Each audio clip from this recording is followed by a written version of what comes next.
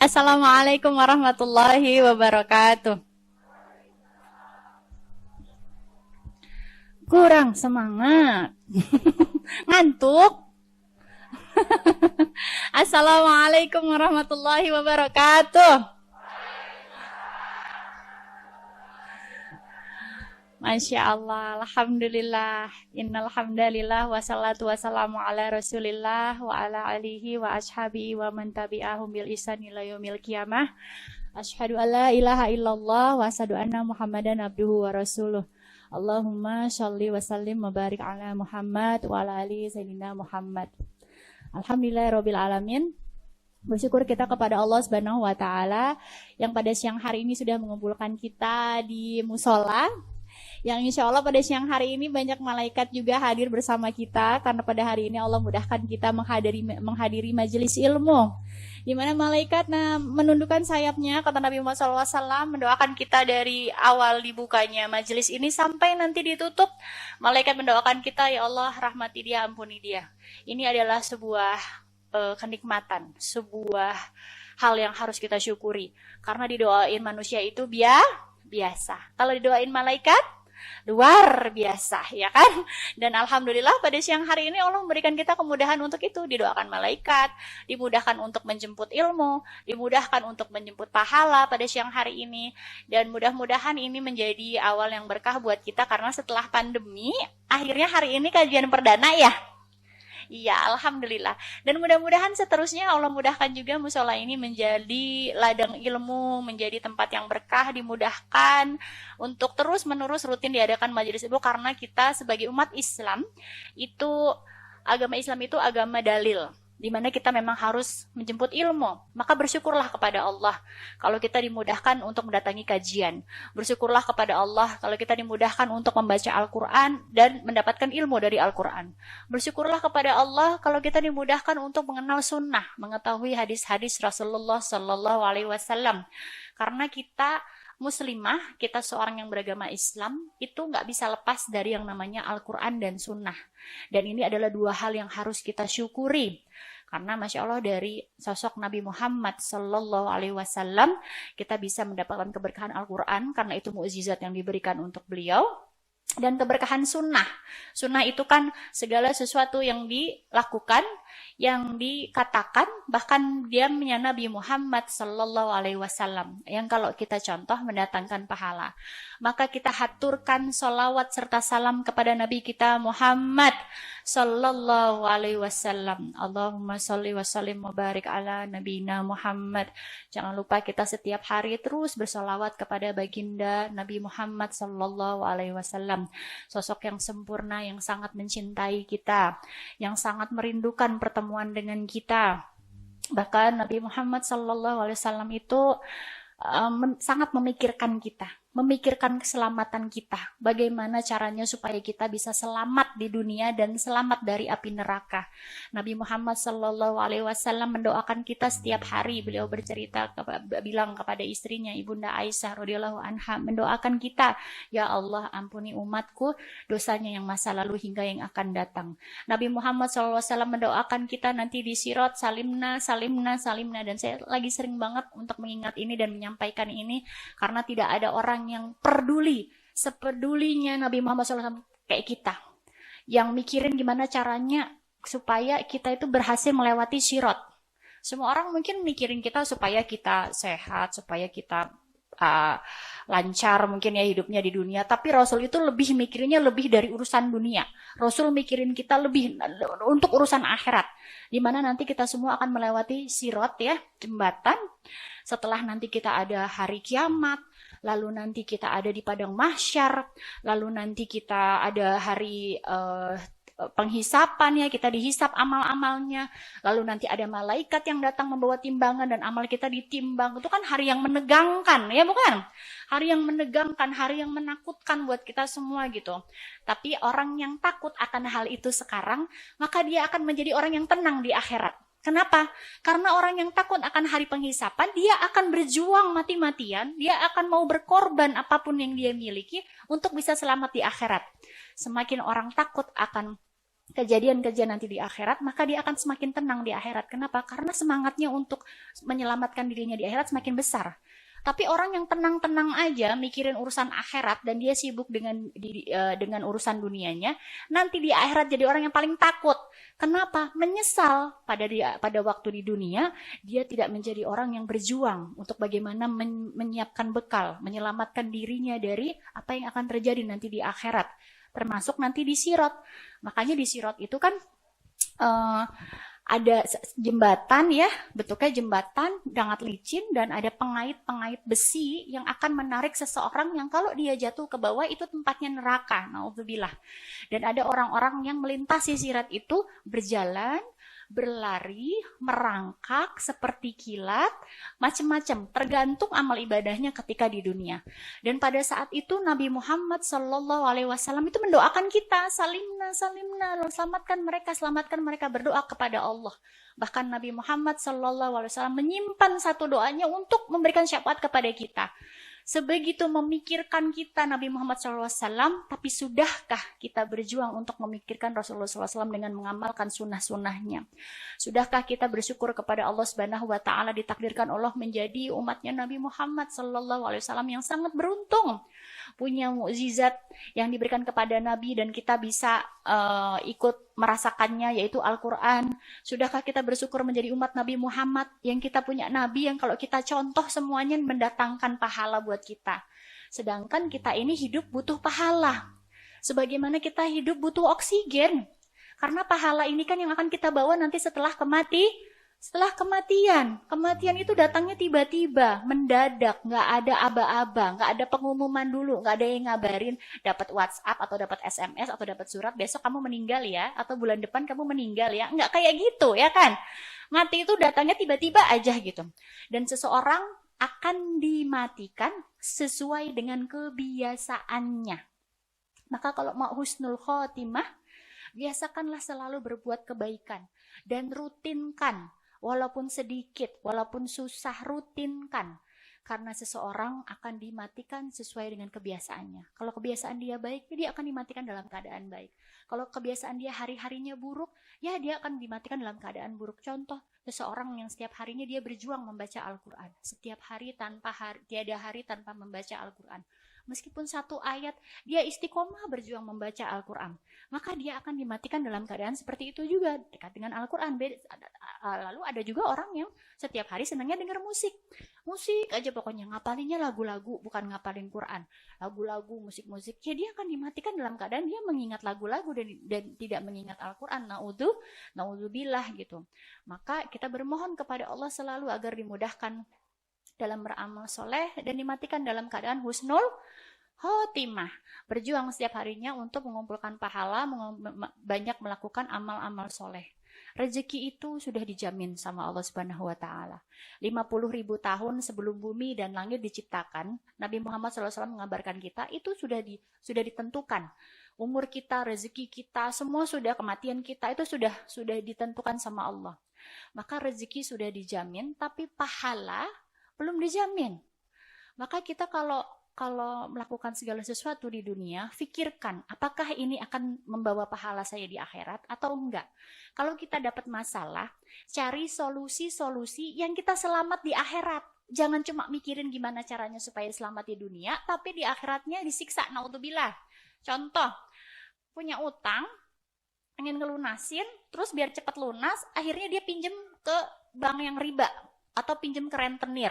Mungkin masalahnya selesai, dia gali lubang tutup lubang, naudzubillah ya. Tapi di akhiratnya dia celaka. Karena kalau orang yang riba itu kan seperti berperang melawan Allah dan Rasul. Allah sama Rasul loh perangnya. Lalu nanti dibangkitkan dalam keadaan yang sangat buruk dan seperti menzinahi ibu kandung, naudzubillah. Jadi kayak lebih berat dosanya, itu besar sekali riba gitu. Untuk kacamata dunia, ya dia punya utang, dia kesusahan, dia pengen menutup hutangnya secara urusan dunia, dia mungkin selesai, utangnya selesai gitu. Walaupun dia utang yang lain, tapi kayak dilihatnya selesai ya.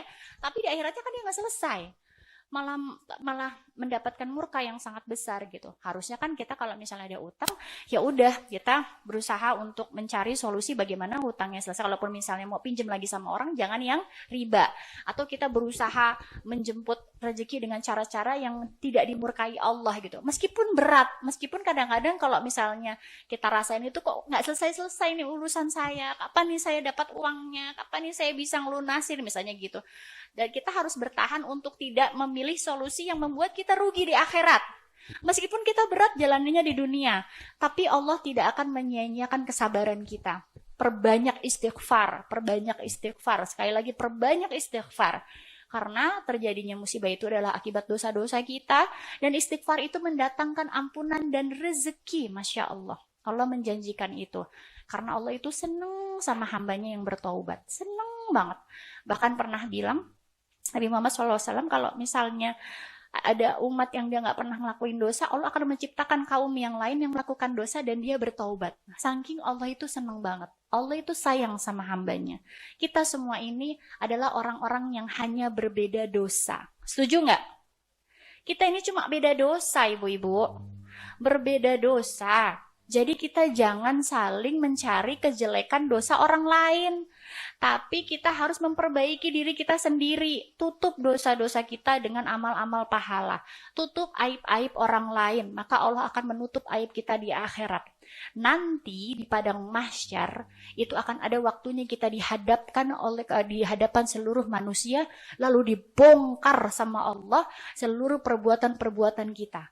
Bukankah itu akan menjadi hal yang sangat memalukan kalau misalnya kita di dunia sekarang kelihatannya soleha, padahal kita tahu busuk-busuknya kita, tahu dosa-dosanya kita, kesalahan kita, terus nanti di akhirat itu dibongkar sama Allah. Bukankah itu suatu hal yang mencekam, menakutkan, ya enggak? Malu, ya kan? Gimana caranya supaya saya enggak seperti itu? Pertama, tutup aib orang lain, maka Allah akan menutup aib kita. Kedua, minta ampun sama Allah terus. Dan terus beramal soleh, istiqomah, niat ikhlas karena Allah.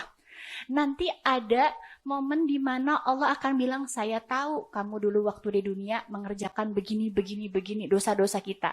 Tapi aku ridho, aku ampuni. Dipercepat hisabnya, langsung masuk ke dalam surga. Enak apa enak? Enak. Itu yang kita kejar ya. Maka Masya Allah, hari ini terima kasih. Saya diberikan kesempatan untuk bisa berbagi sama ibu-ibu semua di sini. Di musola apa namanya? Al-Fat ya. Di musola Al-Fat, Masya Allah, Alhamdulillah kita akan bicara dengan 24 jam bersama Rasulullah SAW. Saya yang request tema ini. Kenapa? Karena saya sempat berpikir begini. Waktu kita ini sangat singkat, ya enggak? Sebentar banget. Kayaknya dulu masih muda, kok sekarang umurnya udah segini dan kayaknya kejadian kematian itu di depan mata dan suatu hari kita akan mati juga, ya nggak? Bagaimana caranya supaya setiap hari saya ini banyak pahalanya? Bagaimana caranya supaya 24 jam hidup kita ini penuh dengan pahala? Ya Pak ya? Bagaimana supaya waktu kita tidak sia-sia, ya kan? Bagaimana supaya waktu kita berkah? Maka tiada contoh yang paling baik selain mencontoh Nabi Muhammad Sallallahu Alaihi Wasallam. Tadi saya sudah bilang bahwa Nabi Muhammad SAW itu satu-satunya orang yang kalau kita contoh perkataannya, perbuatannya, bahkan diamnya, itu akan mendatangkan pahala. Maka kita harus tahu apa yang dilakukan oleh Nabi Muhammad Sallallahu Alaihi Wasallam ketika beliau bangun tidur sampai beliau mau tidur lagi. Iya Pak, iya. Iya, kira-kira ini penting nggak? Penting banget daripada kita ngurusin orang lain ya kan, daripada kita cari tahu kehidupan orang lain ya kan, mendingan kita cari tahu kehidupan Rasul. Rasul itu gimana ya ketika beliau bangun tidur sampai mau tidur. Yang kalau kita lakukan, lalu kita contoh, kita lakukan dan kita niatkan untuk mengamalkan sunnah, maka mendatangkan pahala. Sunnah itu artinya apa? Kalau dikerjakan, berpahala. Kalau tidak dikerjakan, rugi, ya? Rugi nggak? Kalau dilakukan berpahala. Berarti kalau nggak dilakukan rugi nggak? rugi, ya kan? Masa nggak mau pahala? Ya kan kita ini butuh pahala gitu. Sama seperti kita membutuhkan udara, kita membutuhkan pahala untuk kita hidup nanti di akhirat. Di dunia ini kita butuh oksigen, butuh udara untuk hidup di dunia. Kita butuh pahala untuk kita hidup di akhirat. Karena di akhirat kita kekal, ya nggak? Maka kita akan belajar bagaimana sunnah-sunnah Nabi Muhammad SAW 24 jam.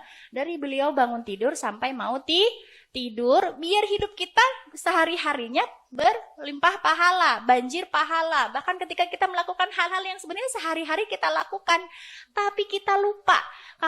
Kalau kita lupa niat bahwa kita mengamalkan sunnah, kita lupa bahwa saya melakukan ini mencontoh Nabi Muhammad SAW, maka itu akan bernilai pahala. Kita mulai dari kita ketika bangun tidur, ya enggak? Kita mencontoh Nabi ya. Bangun tidur kita ngapain? Kalau Rasulullah SAW bangun tidur, Rasul duduk. Jadi kalau bangun tidur, jangan langsung berdiri. Terus jangan lupa niatin dulu nih, niatin mengamalkan sunnah. Duduk dulu, karena kalau orang bangun tidur, duduk dulu. Kalau dia sholat tahajud, itu kalau duduk dulu, dia akan, kalau nggak langsung duduk agak lama, dia akan gitu lagi, ya nggak? Ngantuk, ya kan? Jadi duduk dulu yang tenang. Duduk dulu yang tenang, baca doa tidur, ya kan? Apa doa tidur? Alhamdulillahillazi ahyana ba'dama amatana wa ilaihin nusur. Baca doa tidur. Jadi duduk ini pun ketika bangun tidur duduk diniatkan untuk mengamalkan sunnah contoh Rasul dapat pahala. Dahsyat nggak? Dahsyat. Sepele nggak padahal? Sepele. Tapi pahalanya luar biasa. Menghidupkan sunnah sehari-hari. Jadi bangun tidur, duduk, baca doa. Pahala lagi, ya kan? Lalu Rasul ngapain? Rasul mengusap wajahnya. Rasul mengusap wajahnya. Jadi mengusap wajahnya. Usap wajahnya, matanya diusap. Itu biar kayak kita lah kalau bangun tidur kan kalau ngucek-ngucek mata ngusap tuh lebih seger ya. Nggak akan kebawa ngantuk lagi. Kalau enggak tuh biasanya langsung kayak berat. Karena ketika kita tidur, setan itu mengencingi mata kita dan mengikat badan kita agar nggak mau sholat. Makanya kan ada dalilnya kan gitu. Ketika kita tertidur dan kita terbangun, itu setan mengikat tali badan kita. Ketika kita bangun, talinya lepas. Bahkan ketika nanti kita berhasil untuk wudhu, itu benar-benar lepas semuanya. Bahkan mata kita juga dan telinga itu dikencingi sama setan gitu, agar nggak mau bangun, agar nggak dengar azan, agar nggak dengar orang yang membangunkan. Celakanya lagi, tuh ini nyebelinya setan ya. Hidung kita ini tempat yang paling angker. Saya mengutip perkataan guru saya Ustadz Muhammad Faizar Hafizahullah. Jadi setan itu kalau malam itu kita tidur, mereka juga bermalam di hidung kita. Jadi apa yang dilakukan Rasulullah SAW ketika tadi bangun tidur, duduk, ingatin ya, duduk, baca doa, lalu beliau kan ngusap-ngusap ini ya, ngusap-ngusap wajahnya, lalu beliau ke ini wudhu ya. Tapi sebelum wudhu kita masuk kamar mandi dulu nggak? Masuk kamar mandi ya. Rasulullah SAW ketika masuk ke kamar mandi, baca doa dulu. Sudah hafal doanya ya? Allahumma inni a'udzubika minal hubusi wal khaba'is. Kalau nggak hafal, hafalin. Kalau nggak hafal lagi, baca bismillah aja ya. Karena toilet itu tempat yang paling kotor, tempat yang paling disukai oleh setan. Setan dari kalangan jin ya, gitu. Makanya kalau perempuan juga kalau ganti baju itu harus baca bismillah. Karena bacaan bismillah itu akan menghalangi pandangan setan. Kalau enggak, mereka setan dari kalangan jin itu lihat aurat kita. Mereka juga bisa naksir sama kita, mereka juga bisa ngejilat-jilatin badan kita. Na'udzubillah. Dan itu kejadian. Makanya ada namanya gangguan jin jatuh cinta, ada gangguan jin yang macam-macam. Itu karena lupa untuk baca bismillah ketika buka pakaian ya. Lalu kita masuk kamar mandi, kita mencontoh Rasul Nabi Muhammad SAW ketika masuk kamar mandi, kaki kiri dulu. Ketika kita meniatkan itu mengamalkan sunnah, pahala. Ya, kaki kiri dulu, tadi udah baca doa, kaki kiri dulu. Lalu karena kita tadi bangun tidur dan setan itu bermalam di hidung kita disuruh beristinhak. Jadi menghirup air ke dalam hidung. Kayak kalau kita wudhu. Jadi ada kesalahan di sini kepada ada orang-orang yang berwudunya salah. Ketika berwudu itu mereka membasuh hidung, bukan menghirup air ke dalam hidung. Padahal yang benar itu menghirup air ke dalam hidung. Jadi airnya diginiin, terus dihisap dikit. gitu sampai masuk sedikit, jangan dalam-dalam nanti sakit ya kan. Apalagi kalau puasa jangan dalam-dalam, jadi dihirup terus dikeluarkan gitu ya. Jadi Rasul sebelum berwudu, beliau kalau bangun tidur itu masuk kamar mandi udah berdoa pakai kaki kiri, beliau menghirup air dalam hidung ke hidung dulu sebanyak 3 kali, jadi ngeluarin setan yang dalam hidung dulu nih tuh. Udah, lalu baru berwudu ya. Lalu beliau juga bersiwak. Kalau kita sikat gigi lah ya, tapi kalau ada siwak boleh. Kalau enggak ya paling enggak membersihkan gigi. Nanti saya kasih tahu kenapa kita harus membersihkan gigi, sikat gigi kalau bangun tidur. Ada keutamaannya. Lalu habis itu beliau wudu ya, berwudu. Tapi sebelum berwudu itu juga habis tadi menghirup air dalam hidung, ada sunnah juga mencuci tangan 3 kali ketika habis bangun tidur. Dalilnya kata Rasul, karena kalian tidak tahu kemana tangan kalian berada ketika kalian tidur.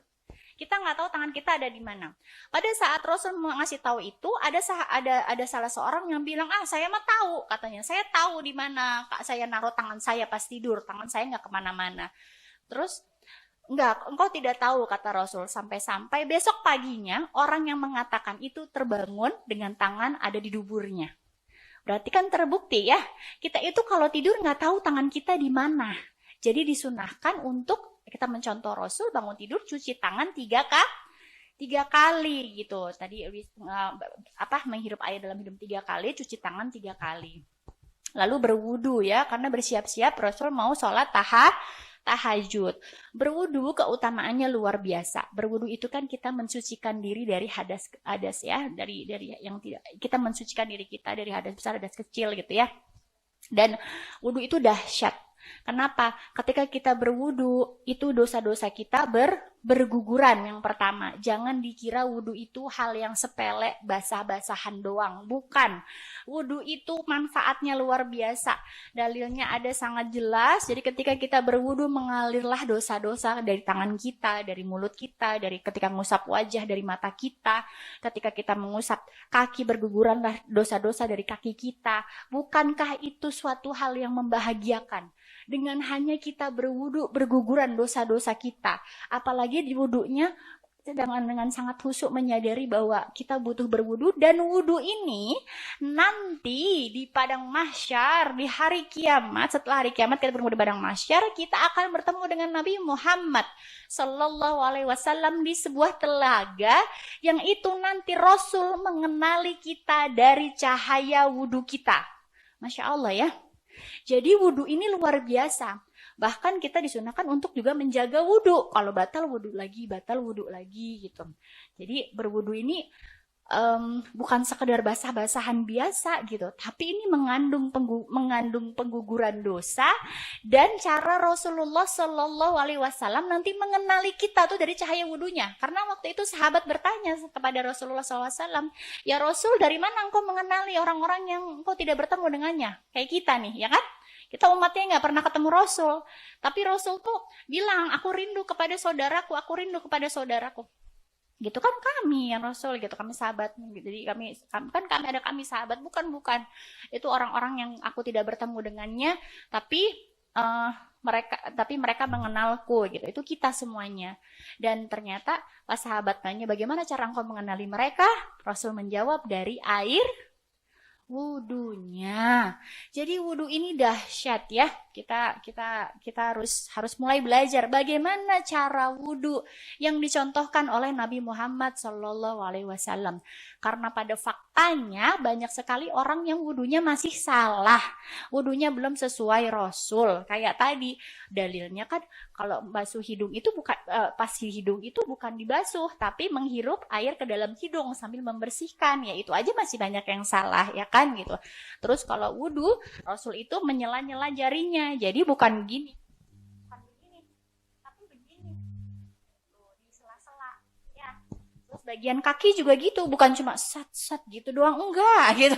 Jadi kalau Rasul tuh wudu itu jari-jarinya itu itu yang bener-bener dibersihin gitu, di sela-sela jarinya tuh digituin gitu ya. Dan kita tuh harus belajar Makanya berkah sekali menghadiri majelis ilmu itu karena Islam ini agama dalil. Semua ibadah itu sudah ada contohnya, udah diajarin sama Rasul, termasuk cara berwudu. Sayangnya kebanyakan orang wudu udah ngikutin kata-kata orang aja, dari kecil udah kebiasaan. Tapi nggak mau cari tahu gimana sih wudu yang sesuai Rasul. Padahal kalau kita beribadah itu harus sesuai dengan apa yang Rasulullah Shallallahu Alaihi Wasallam contohkan. Maka abis ini PR-nya nanti cari tahu bagaimana wudhu yang sesuai contoh Nabi Muhammad Shallallahu Alaihi Wasallam. Jadi wudhu kita nggak salah. Lalu tadi, abis itu kan kita keluar ya dari kamar mandi ya. Itu kaki kanan dulu. Rasulullah SAW keluar kamar mandi kaki kanan sambil doa keluar kamar mandi apa ya? Gufronaka ya, membaca Gufronaka. Nah, udah gitu habis keluar dari kamar mandi, kita juga kalau misalnya lagi di kamar mandi itu, kita ada larangan nggak boleh menghadap kiblat. Jadi nanti kalau dicek kamar mandinya, apakah kamar mandinya menghadap kiblat atau enggak, karena ada larangannya nih. Jadi dari Abu Ayyub mengatakan dulu kami pernah tinggal di Sam, kami mendapati jamban kami dibangun menghadap kiblat. Kami pun mengubah arah tempat tersebut dan kami mohon ampun kepada Allah. Karena Rasul melarang jamban kita menghadap kiblat. Nanti di rumahnya dicek ya. Kalau menghadap kiblat, direnov, mudah-mudahan rezekinya lancar ya. Terus kita juga di dalam kamar mandi, ini adab di kamar mandi nih. Secara kan kita sehari-hari kan pasti kita ke kamar mandi ya kan. Bahkan di dalam kamar mandi pun kita bisa mendapatkan pahala kalau kita mengamalkan sunnah-sunnah Nabi Muhammad Sallallahu Alaihi Wasallam. Pertama tadi kan masuk kamar mandi dan tadi terus tidak menghadap kiblat, dan kalau beristinja pakai tangan kiri ya, kita udah tahu ya, nggak boleh pakai tangan kanan. Dan ada satu hal yang menarik di sini, di dalam kamar mandi itu sunnahnya kita disuruh diam, nggak boleh ngomong. Termasuk kalau ada yang salam dari luar, Assalamualaikum gitu kan. Terus kita jawab di kamar mandi, Waalaikumsalam, nggak boleh. Karena ada hadisnya nih. Ada seseorang yang melewati Rasulullah SAW dan beliau sedang kencing. Ketika itu orang tersebut mengucapkan salam, namun beliau tidak membalasnya. Bahkan ketika salam itu kan, menjawab salam itu kan wajib. Menyampaikan salam itu sunnah, menjawab salam wajib. Tapi waktu itu Rasul lagi kencing, ya kan? Berarti kan lagi di toilet ya. Itu ada yang salam, Rasul nggak jawab. Karena memang di kamar mandi itu kita harus banyak diam gitu. Jadi jangan juga dalam kamar mandi ngobrol. Ngobrol sama suaminya, ngobrol sama siapanya, yuk kamar mandi, ngobrol. Dan saya pernah nanya sama guru saya. Ini Ustadz Muhammad Abdul Tuasikal dari Jogja ya, dari Gunung Kidul. Ada yang tanya waktu itu, lagi di kajian, Ustadz gimana kalau kita di kamar mandi WhatsAppan? Kita di kamar mandi chat sama orang gitu, boleh nggak? Itu ngobrol bukan? Ngobrol Ustadz, jadi boleh nggak? Nggak boleh. Bahkan harus cepat-cepat, tidak boleh berlama-lama di kamar mandi, itu sunnah. Dan ketika kita meniatkan itu pas di kamar mandi, nggak mau lama-lama, soalnya Rasul nggak lama-lama di kamar mandi, kita dapat pahala. Dahsyat nggak? Dahsyat, sepele ya. Sepele, tapi kalau kita niatkan mengamalkan sunnah, pahala lagi gitu. Jadi nggak boleh berlama-lama di dalam kamar mandi gitu. Bahkan suruh diam, ada yang salam aja Rasul nggak jawab gitu. Dan suka ada yang kepleset nggak kamar mandi atau kaget, terus bilang astagfirullah ya kan? Di kamar mandi lupa ya kan gitu. Jangan. Jadi di kamar mandi jangan juga karena kebiasaan berzikir dalam kamar mandi lagi luluran misalnya, sambil nunggu luluran kamar mandi berzikir, nggak boleh ya, jangan. Luluran udah selesai ya udah harus keluar, jangan berzikir di kamar mandi, apalagi sampai ya nganggur ini lama misalnya di kamar mandi luluran buka Quran yang ada handphonenya, jangan, naudzubillah, jangan hinakan itu di dalam toilet ya, termasuk kayak dengerin kajian dalam kamar mandi YouTube sambil nunggu dengerin kajian, jangan ya gitu, muliakanlah ilmu gitu. Jadi kalau di kamar mandi kita cepet-cepet pokoknya, jangan berlama-lama di kamar mandi. Bahkan hatta ketika kita kepleset atau kita kaget atau apa, jangan astagfirullah gitu kan atau apa, itu jangan ya. Jadi kita nyontoh Rasul ya gitu ya, jangan itu kan tempat yang kotor, di toilet ya kan, tempat setan juga gitu kan, setan tempatnya juga di toilet gitu ya, setan dari bangsa jin. Maka kita muliakan kalimat Allah, kita jangan lama-lama lah di sana gitu ya. Gitu. Terus habis keluar kamar mandi tadi kaki kanan ya baca doa. Udah gitu pada apal doa kalau penutup majelis nggak yang subhanakallahumma wa bihamdika asyhadu an la ilaha illa anta astaghfiruka. Itu kan kalau doa selesai wudu kan asyhadu an la ilaha illallah wa asyhadu anna muhammadan abduhu wa rasuluh itu ya. Tahu nggak itu ganjarannya apa? Akan diampuni dosanya meskipun buih di lautan kalau yang asyhadu alla ilaha illallah. Kalau yang membaca keluar dari habis wudu lalu baca subhanakallahumma wa bihamdika asyhadu alla ilaha illa anta astaghfiruka wa atubu ilaih, maka akan diampuni dosanya seperti kertas putih. Masya Allah ya. Jadi membaca doa selesai wudu itu dahsyat juga gitu. Tadi wudu dosanya diampuni, selesai wudu dosanya diampuni. Masya Allah ya.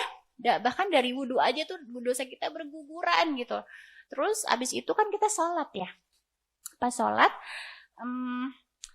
tahajud misalnya. Sholat tahajud kan keutamaannya luar biasa ya. Luar biasa sekali. Allah turun di langit-langit malam, sepertiga malam. Lalu kita bermunajat dan salah satu sholat yang paling dicintai Allah itu sholat tahajud gitu, seperti bulan Ramadan di antara bulan-bulan lainnya. Tahajud ini seperti keutamaan sholat di antara sholat-sholat sunnah lainnya. Maka kita harus perjuangkan sholat tahajud. Mau resep cantik luar biasa awet muda? Mau nggak? Mau wajahnya bercahaya glowing tanpa skincare? Mau nggak? Sholat tahajud. Karena ada hadisnya Rasulullah SAW, barang siapa yang sholat tahajud pada malam hari, maka akan diberikan cahaya pada siang harinya.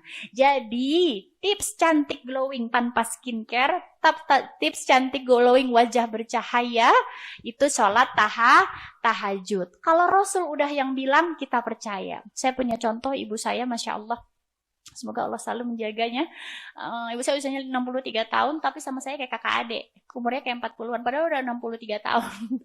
Dan memang beliau Masya Allah istiqomah sekali tahajudnya. Jadi saya kayak membuktikan sekali gitu. Memang tahajud itu efeknya ke wajah luar biasa. Dan beberapa orang yang saya temui, yang saya lihat kayaknya umurnya sama mukanya itu beda. Terus kalaupun dia orangnya hitam karena dia rajin sholat tahajud itu glowing, maksudnya kayak bercahaya gitu, bekas-bekas cahaya sholat malamnya itu terlihat di siang harinya itu memang terbukti gitu. Jadi mari kita perjuangkan bersama-sama menjadi glowing dengan mengamalkan sholat tahajud gitu. Masya Allah, Islam tuh lengkap banget ya, bahkan untuk jadi glowing aja dikasih tahu gitu ya lewat lisan Rasulullah SAW gitu.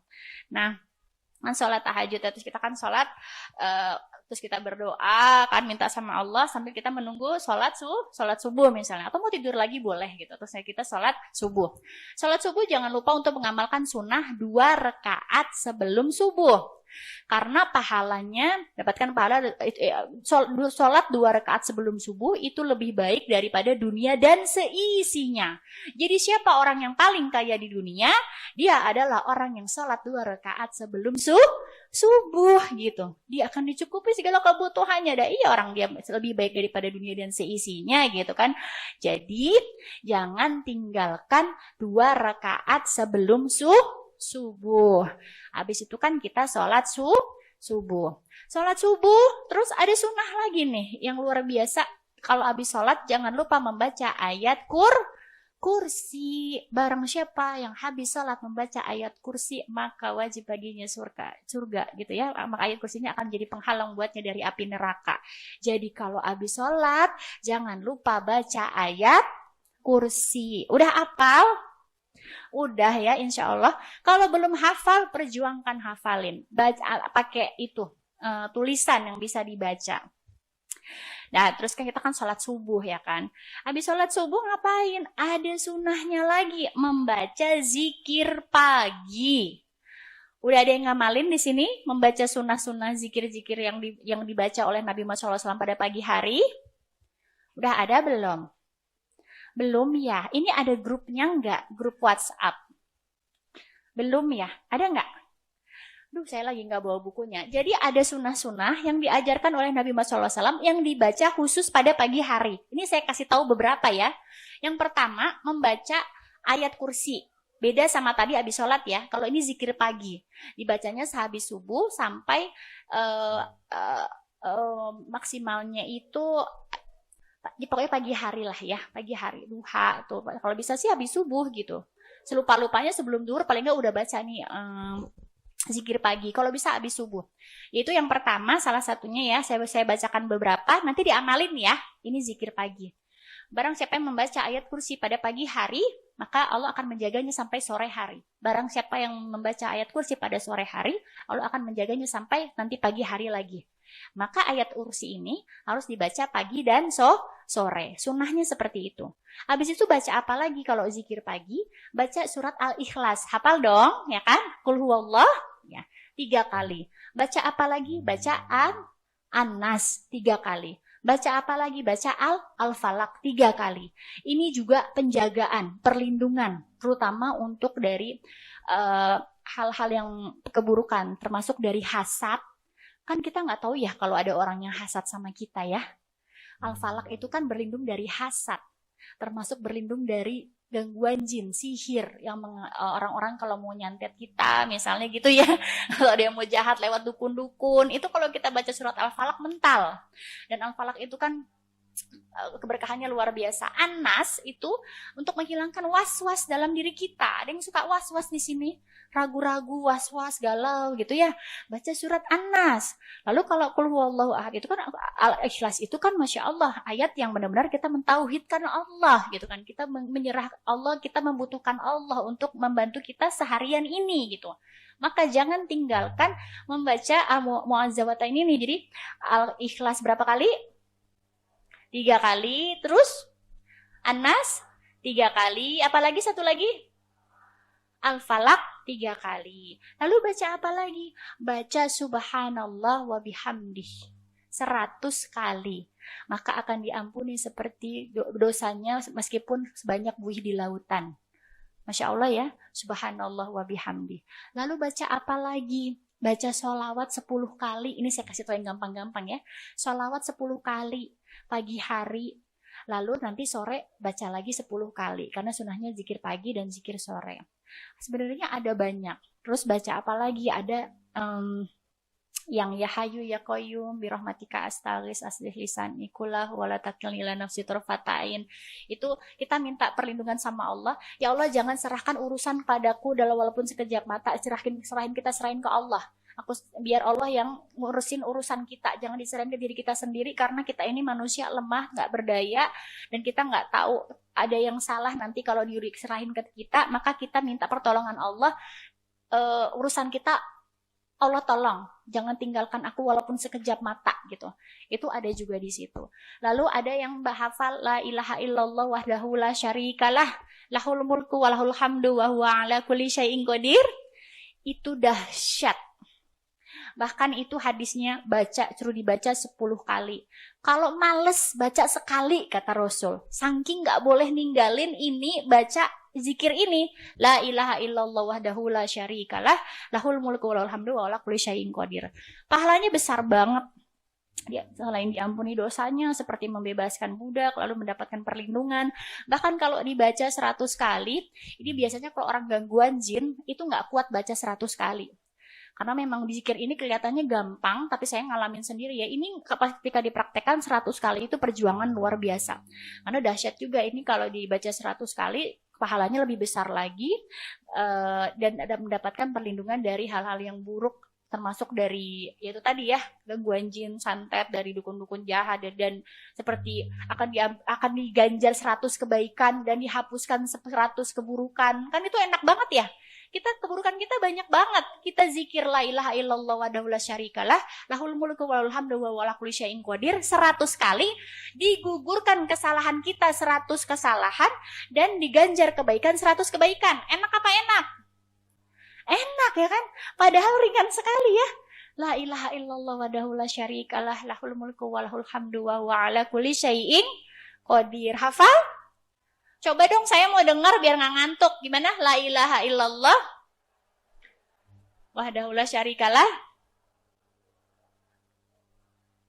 Iya, Masya Allah. Nanti sore dibaca ya. Karena dibacakan pagi dan sore hari 100 kali. atau 10 kali, semales-malesnya, sampai di hadisnya itu dikasih keterangan dan 1 kali kalau males, karena Rasul tuh paham banget lah umatnya gitu, dan Allah Subhanahu Wa Taala itu paham banget kita tuh imannya suka naik turun, ya nggak, kadang sregep kadang males, ya kan, maka semales-malesnya sekali, tapi berjuanglah untuk bisa membaca 100 kali gitu ya. Jangan lupa zikir pagi. Habis zikir pagi, teruskan pada sarapan nggak? Duha dulu apa sarapan dulu biasanya kalau di rumah? Sarapan dulu ya. Kalau gitu kita makan yang mendulang pahala. Yang bukan hanya kita dapat kenyangnya, tapi dapat pahalanya. Mau ya. Jadi makan kita nggak sia-sia. Nggak cuma dapat tenaga, tapi juga banjir pahala. Lalu bagaimana cara Nabi Muhammad SAW makan? Nah, kita masuk ke adab makan.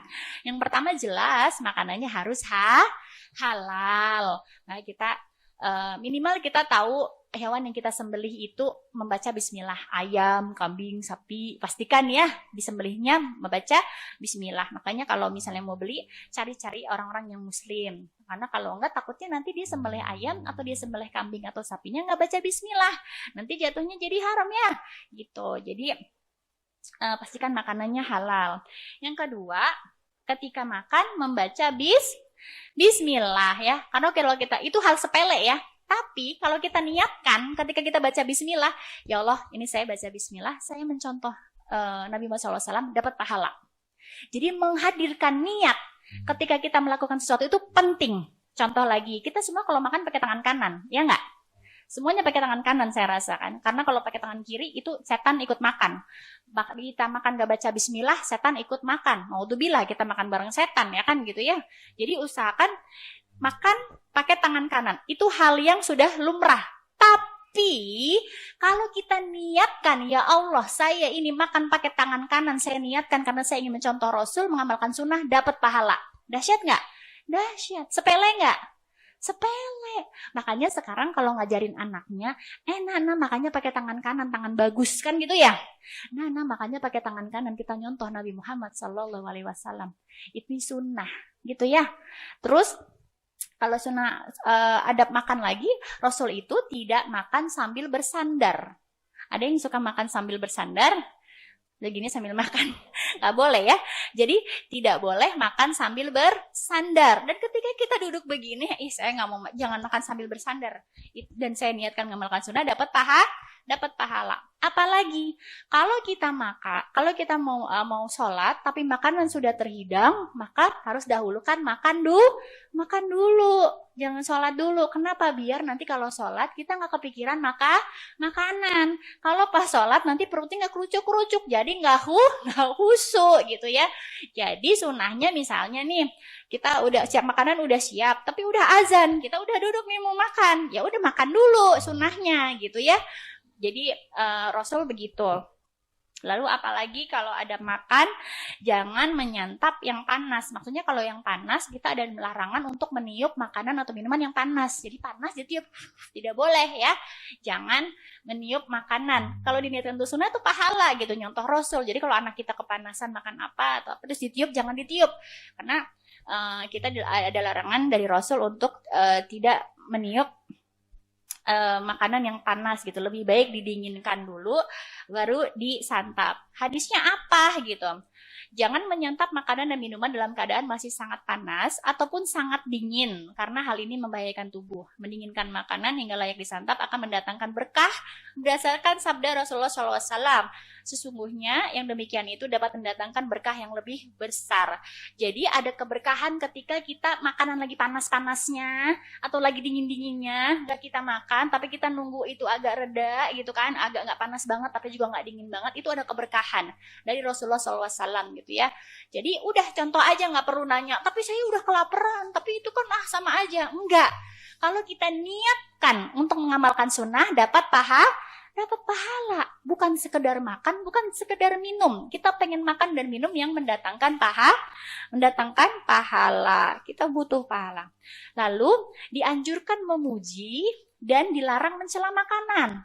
ih nggak enak ini enakan yang di sana tuh. Ih ini mah rasanya kurang ini. Ada kan orang senangnya mengkritisi makanan. Ini kurang ini gitu. Itu nggak boleh gitu ya.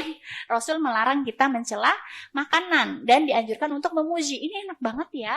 Ini banget rasanya gurih banget. Jadi dianjurkan untuk memuji makanan dan dilarang mencela makanan. Nggak enaknya makanan jangan sampai keluar celaan terhadap makanan. Dalilnya apa gitu? Itu kan kalau dianggap kan sepele ya, kadang-kadang tuh lagi perempuan ya kan, kritis banget kalau soal makanannya nggak. Oh ini kurang garam, ini kurang asin, ini kurang manis, ini kurang itu ya nggak? Sekarang cep diem, ya kan? Cep pokoknya jangan boleh mencela makanan karena Rasulullah SAW tidak pernah mencela makanan sama sekali. Apabila beliau menyukainya, maka beliau memakannya. Dan apabila beliau tidak suka terhadapnya, maka beliau meninggalkannya. Kalau udah makan terus nggak enak, ya udah diem aja, tinggalin, nggak usah dimakan lagi. Nggak perlu ngerumil ngomong ini nggak enak, ini kurang ini enakan yang di sana apa ini. Jangan ya. Niatnya diniatkan buat apa? Mengamalkan sunnah. Mencontoh siapa? Nabi Muhammad Sallallahu Alaihi Wasallam. Lalu makan dari yang terdekat. Misalnya ada makanan yang terhidang nih. Nanti malam ya, makan kan? Terhidang, itu cari yang paling dekat sama kita dulu. Jangan nyari yang jauh dulu, mentang-mentang ayamnya sebelah sana, yang ini cuma kerupuk ya kan gitu. Kita ngambil, kita nggak bilang ayam dulu gitu, takut kehabisan. Jangan. Nanti sunnah. Jadi ini mengambilin sunnah dari yang dekat dulu sama kita. Ngambilnya dari yang dekat dulu, baru yang jauh. Dan jangan lupa diniatkan untuk mengamalkan sunnah. Jadi ngambil dari yang terdekat. Terus makan dan minumnya sambil duduk ya, jangan sambil berdiri. Rasul pernah sih minum sambil berdiri itu kalau minum air zam-zam. Tapi kalau makan dan minum biasa Rasulullah SAW duduk gitu, dan ternyata itu lebih bagus juga buat kesehatan. Dan sekali lagi saya ingatkan, ini hal sepele ya nggak? Makan sambil duduk apa tadi ya. Tapi kalau kita niatkan mengamalkan sunnah, jadinya luar biasa, jadinya pahala. Tumbuhkan terus niat. Dan mungkin kita sehari-hari nih mengerjakan ini semua ya nggak? Tapi kita nggak tahu kalau itu sunnah, Rasul melakukan itu ya nggak? Gitu, makanya penting ya. Lalu doa setelah makan, ada yang hafal? Ini dahsyat nih. Barang siapa yang makan makanan kemudian mengucapkan alhamdulillahillazi at'amani hadza wa razaqanihi min ghairi haulin minni wala quwwah. Barang siapa yang membaca itu, maka diampuni dosanya yang telah lalu. Dahsyat nggak? Dahsyat. Abis makan, kenyang, diampuni dosanya. Enak nggak? Enak. Apalagi kalau abis makan tadi, naudzubillah, misalnya abis makan, tapi juga makan bangke orang lain, naudzubillah. Ngapain itu coba dia? Makanannya halal, tapi ada bangke saudaranya sendiri yang dia makan tanpa dia sadari. Yaitu dia makan sambil gibah, naudzubillah. Udah gitu sadar nih, aduh kepancing gibah. Perempuan suka gitu ya, udah ketelucut, keenakan karena gibah itu sedap banget ya Pak iya. Akuilah, menggibah itu kan enak ya, cuma dosanya nggak enak banget gitu kan, seperti makan bangkai saudara sendiri. Makanannya halal, tapi percakapannya haram karena menggibahi orang lain. Makan pisang goreng, mie goreng, nasi apa, tapi juga dia makan bangkai saudaranya sendiri, menggibahi, naudzubillah. Begitu sadar, ih astagfirullah, kepancing nih gibah. Karena kalau gibah makin diobrolin makin sedep tuh kan. Lama-lama, baru sadar, ih ini gibah nih aku. Baca istighfar ya, istighfar langsung kita habis makan baca doa ini nih. Nanti cari tahu ya. Saya juga kadang-kadang suka lupa gitu ini doanya, sampai saya bikin poster di rumah sendiri untuk biar ngapalin doa ini. Alhamdulillahilladzi at'amani hadza wa razaqanihi min ghairi haulin minni wala quwwah. Artinya, segala puji bagi Allah yang telah memberiku makanan ini dan merizkikan kepadaku tanpa daya serta kekuatan dariku. Maka diampuni dosanya yang telah lalu gitu ya. Jadi doa ini dahsyat, mudah-mudahan bisa dihafalin. Jadi tadi kita sarapan ya kan? Sarapan terus sholat duha ya kan? Sholat duha berapa rakaat? Minimal 2 rakaat. Kita punya 360 sendi. Ya, 360 sendi itu, dan barang siapa yang sholat duha 2 rakaat, maka itu seperti bersedekah sebanyak sendi. Jadi kayak manusia memiliki 360 persendian. Setiap persendian itu memiliki kewajiban untuk bersedekah. Bayangin nih, Setiap persendian, 360 persendian itu diwajibkan untuk bersedekah, kata Nabi. Para sahabat mengatakan, siapa yang mampu bersedekah dengan seluruh persediaannya ya Rasul? Siapa yang mampu sedekah sebanyak itu? 360 dan setiap sendi, dan itu harus sedekah gitu. Lalu Rasul menjawab, menanam bekas sudah di masjid atau menyingkirkan gangguan dari jalanan, dan jika engkau melakukan seperti itu maka cukup melakukan sholat 2 rakaat. Jadi kalau nggak mampu menyingkirkan gangguan di jalanan, misalnya kan susah juga ya kadang-kadang kalau di jalanan gitu kita menyingkirkan, minimal kita bisa melakukan sholat duha 2 rakaat, kata Rasul. Itu setimpal dengan sama saja kita bersedekah sebanyak 360 sendi yang ada di dalam tubuh kita. Masya Allah enggak? Masya Allah.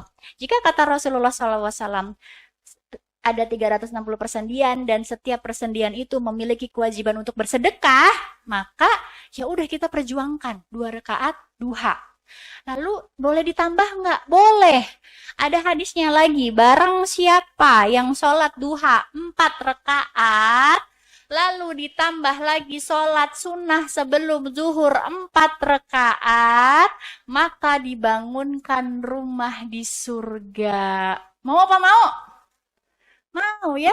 Jangan sampai kita di dunia punya rumah, di surga nggak punya rumah. Bang, jangan sampai di dunia kita punya tempat tinggal, tapi di akhirat kita nggak kebagian tempat tinggal. Naudzubillah. Perjuangkan dengan sholat sunnah duha 4 rakaat, sholat sunnah sebelum duhur 4 rakaat, atau sholat sunnah rawatib 12 rakaat, misalnya 2 rakaat sebelum subuh, lalu misalnya 4 rakaat ditambah 4 rakaat sebelum duhur.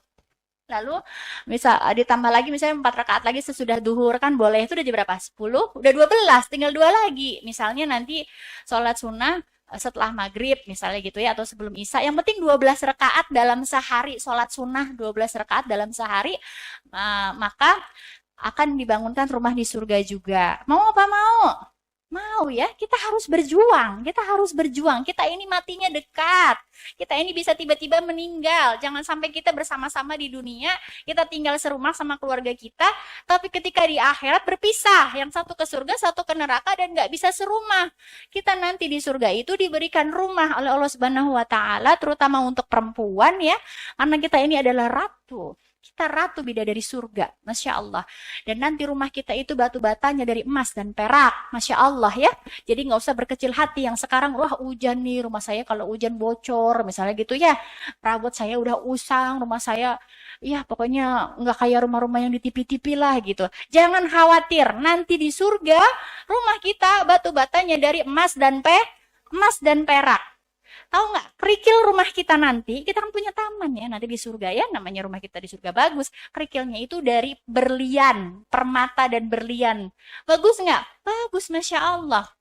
Lalu nanti rumah kita di surga itu, kita diberikan 100 pelayan.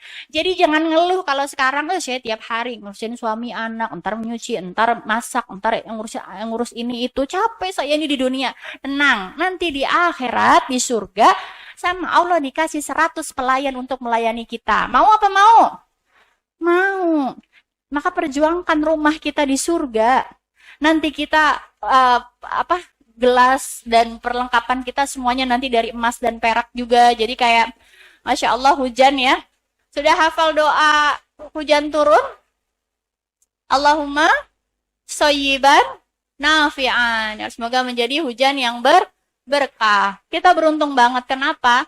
Kalau lagi hujan, doanya dikabulkan. Jadi sekarang, Masya Allah, udah ada malaikat di sini yang nungguin kita taklim.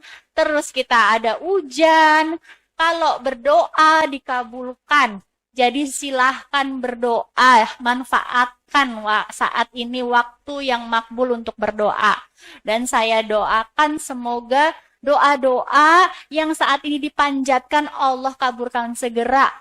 Allah wujudkan segera, dan harus yakin janji Allah itu pasti. Barang siapa yang berdoa maka Allah kabulkan, terutama doa-doa di waktu yang mustajab, salah satunya ketika turun hujan. Oke, kita tadi sampai adab makan ya. Terus ada sunnah lagi yang kadang-kadang kita sering melakukan ini, tapi kita nggak tahu kalau itu sunnah. Apa? Makanan jatuh. Sunnahnya kalau makanan jatuh itu kita bersihin, terus kita makan. Jangan langsung dibuang, karena Nabi Muhammad SAW itu melakukan ini. Nih, jika salah satu kalian makan, lalu makanan itu jatuh, maka hendaklah ia memungutnya dan membuang kotorannya, kemudian memakannya. Jangan biarkan makanan itu untuk setan. Hadis riwayat Tirmizi ini, sahih insyaallah. Jadi kalau jatuh, langsung ambil, dibersihin, diambil. Jangan kasih buat setan ya. Jangan jijik-jijihan, nggak apa-apa. Rasul aja juga melakukan itu. Ini sebenarnya kita udah tahu kan gitu. Tapi Masya Allah, Rasul aja ngambil makanannya yang kotor, dibersihin terus dimakan. Karena jangan sampai kita ngasih makanan ke setan. Suara saya masih kedengeran ya? Kedengeran ya? Alhamdulillah. Lalu kita juga dilarang kalau lagi minum, kita nyontoh Rasul minum ya. Rasul kalau minum itu 3 teguk, terus berhenti, nafas. 3 teguk, terus berhenti nafas sambil bilang, sambil memuji, Alhamdulillah. Jadi nggak glegek gitu, tahu habis banyak enggak.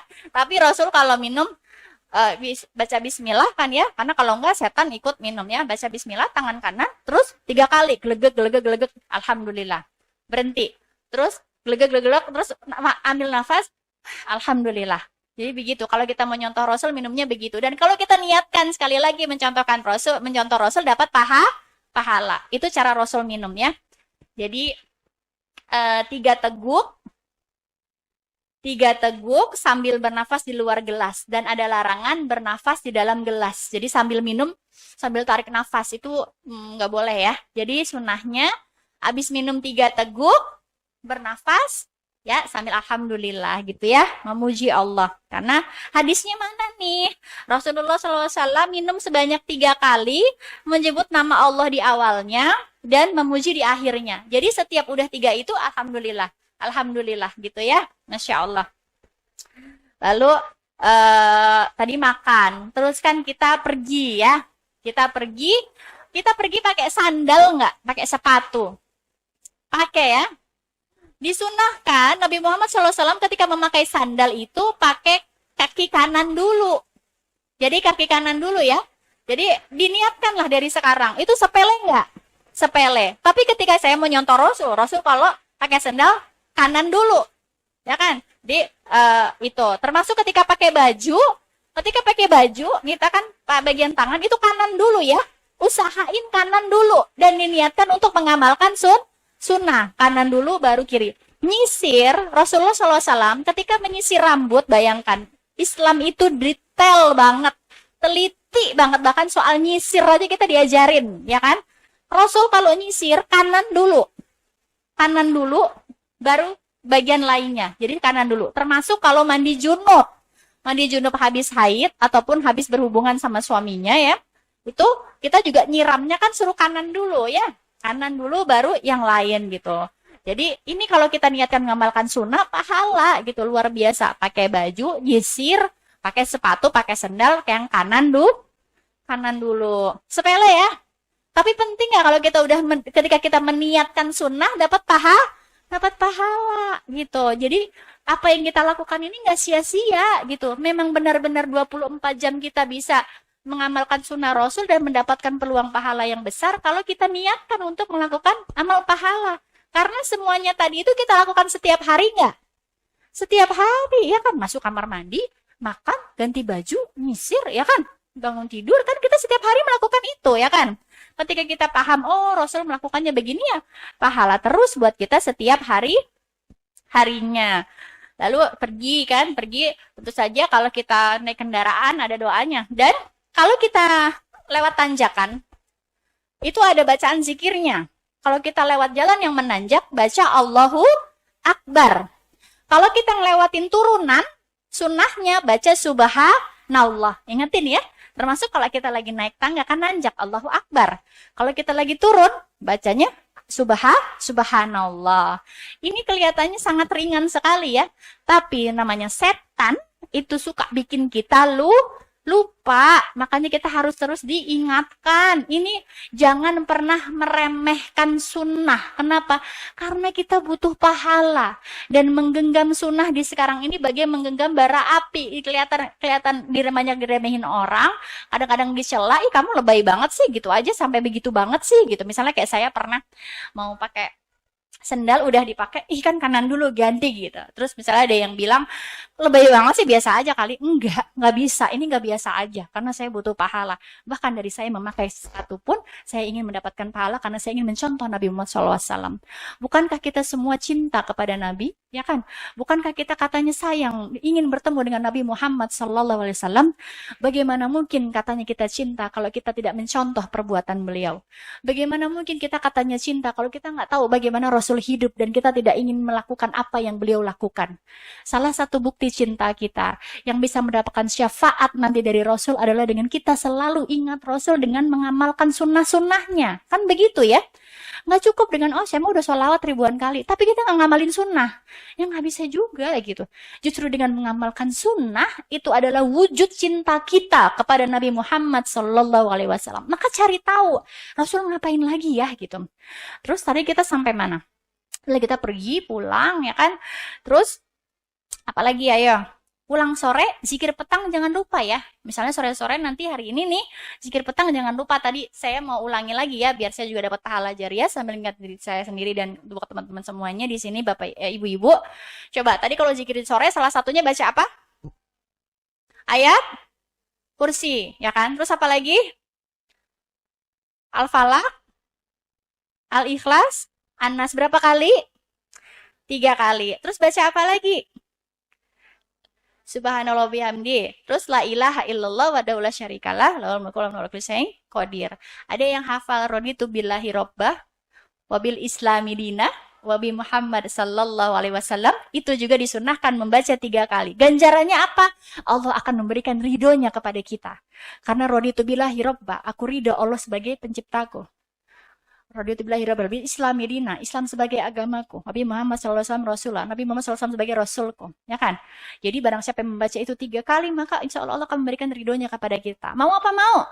Mau. Nanti sore dibaca ya. Terus, apalagi? Nanti malam, jangan lupa baca sunnahnya, baca surat Al-Mulk. Kan kalau pulang kan pasti kita nanti sama kejadiannya kayak pagi tadi kan. Masuk kamar mandi lagi, mandi sore ya kan. Nanti keluar, sholat. Seperti sunnah-sunnahnya sama seperti tadi. Pas kita masuk kamar mandi, terus selesai sholat baca ayat kursi ya kan gitu. Sunnahnya juga baca subhanallah 33 kali. Alhamdulillah, Allahu Akbar ya. La ilaha illallah, zikir-zikir selesai sholat. Itu harus kita cari tahu juga.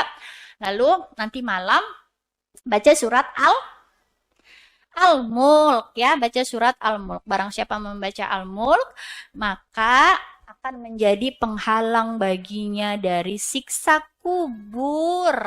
Masya Allah ya. Karena himpitan kubur itu katanya pasti kita semua akan merasakannya. Tapi dengan adanya surat Al-Mulk, mudah-mudahan menghindarkan kita dari siksa kubur. Karena kubur itu tempat transit kita sebelum nanti kita ke akhirat. Kita pasti memasuki yang namanya alam kubur. Di alam kubur ini kita harus memperjuangkannya dari sekarang. Jangan cuma mikirin gimana caranya hidup enak, tapi juga mikirin gimana caranya supaya saya setelah mati enak ya, biar di kuburan nanti isinya enggak siksa. Kita enggak dapat siksa kubur, tapi kita dapatnya nikmat kubur, karena ada orang-orang yang diberikan nikmat kubur. Salah satunya yang rutin membaca surat Al-Mulk pada malam hari. Jadi perjuangkan baca surat Al-Mulk karena kita butuh pahala. Perjuangkan cari tahu bagaimana supaya mendapatkan nikmat kubur. Salah satunya dengan sedekah jariah ya. Dan membaca Al-Qur'an itu akan menjadi cahaya nanti di kubur kita. Teman kita adalah amal soleh kita. Nanti semua orang meninggalkan kita, tapi Al-Quran dan amal-amal soleh kita, dia akan stay, dia akan menemani kita sampai nanti hari kiamat kita dibangkitkan semuanya untuk mempertanggungjawabkan apa yang sudah kita lakukan selama hidup di dunia. Jadi kejar hidup enak setelah kematian, karena setelah mati ada hidup lagi, dan kita jangan mati-matian untuk hal yang nggak dibawa mati. Gimana jadi kalimatnya? Jangan mati-matian mengejar hal yang tidak dibawa mati, karena kita mati bawa amal, dan dengan kita melakukan sunnah tadi ya, itu bisa menjadi pahala banget buat kita. Mungkin sholat kita suka nggak khusyuk, mungkin puasa kita suka tercemar karena masih kepancing gibah, mungkin sedekah kita kadang-kadang masih ada ria-rianya atau masih pelit-pelit, tapi bisa jadi dengan kita melakukan kegiatan sehari-hari dan kita meniatkan untuk mengamalkan sunnah dan Allah ridho, itu bisa jadi jalan buat kita untuk masuk ke dalam surga.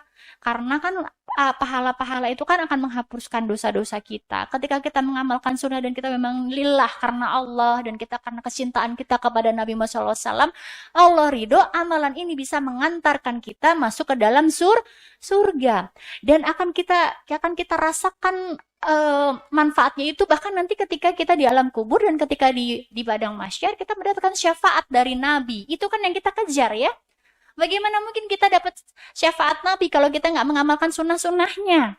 Padahal setiap hari kita melakukan hal yang sama. Contohnya kayak tadi, kita makan, kita tidur, kita pakai sendal, ya kan? Kita nyisir, itu setiap hari kan kita lakukan. Tapi ketika kita nggak meniatkan itu untuk mengamalkan sunnah, yang nggak dapat pahalanya, gitu kan ya? Jadi hadirkan niat dan cari tahu terus bagaimana Rasul hidup. Bagaimana Rasul ketika disakiti oleh orang lain, bagaimana cara Rasul berhidup sama keluarganya, bersama istri-istrinya, bersama anaknya, bersama cucunya, bersama tetangganya. Kan lengkap itu hidupnya Rasul ya.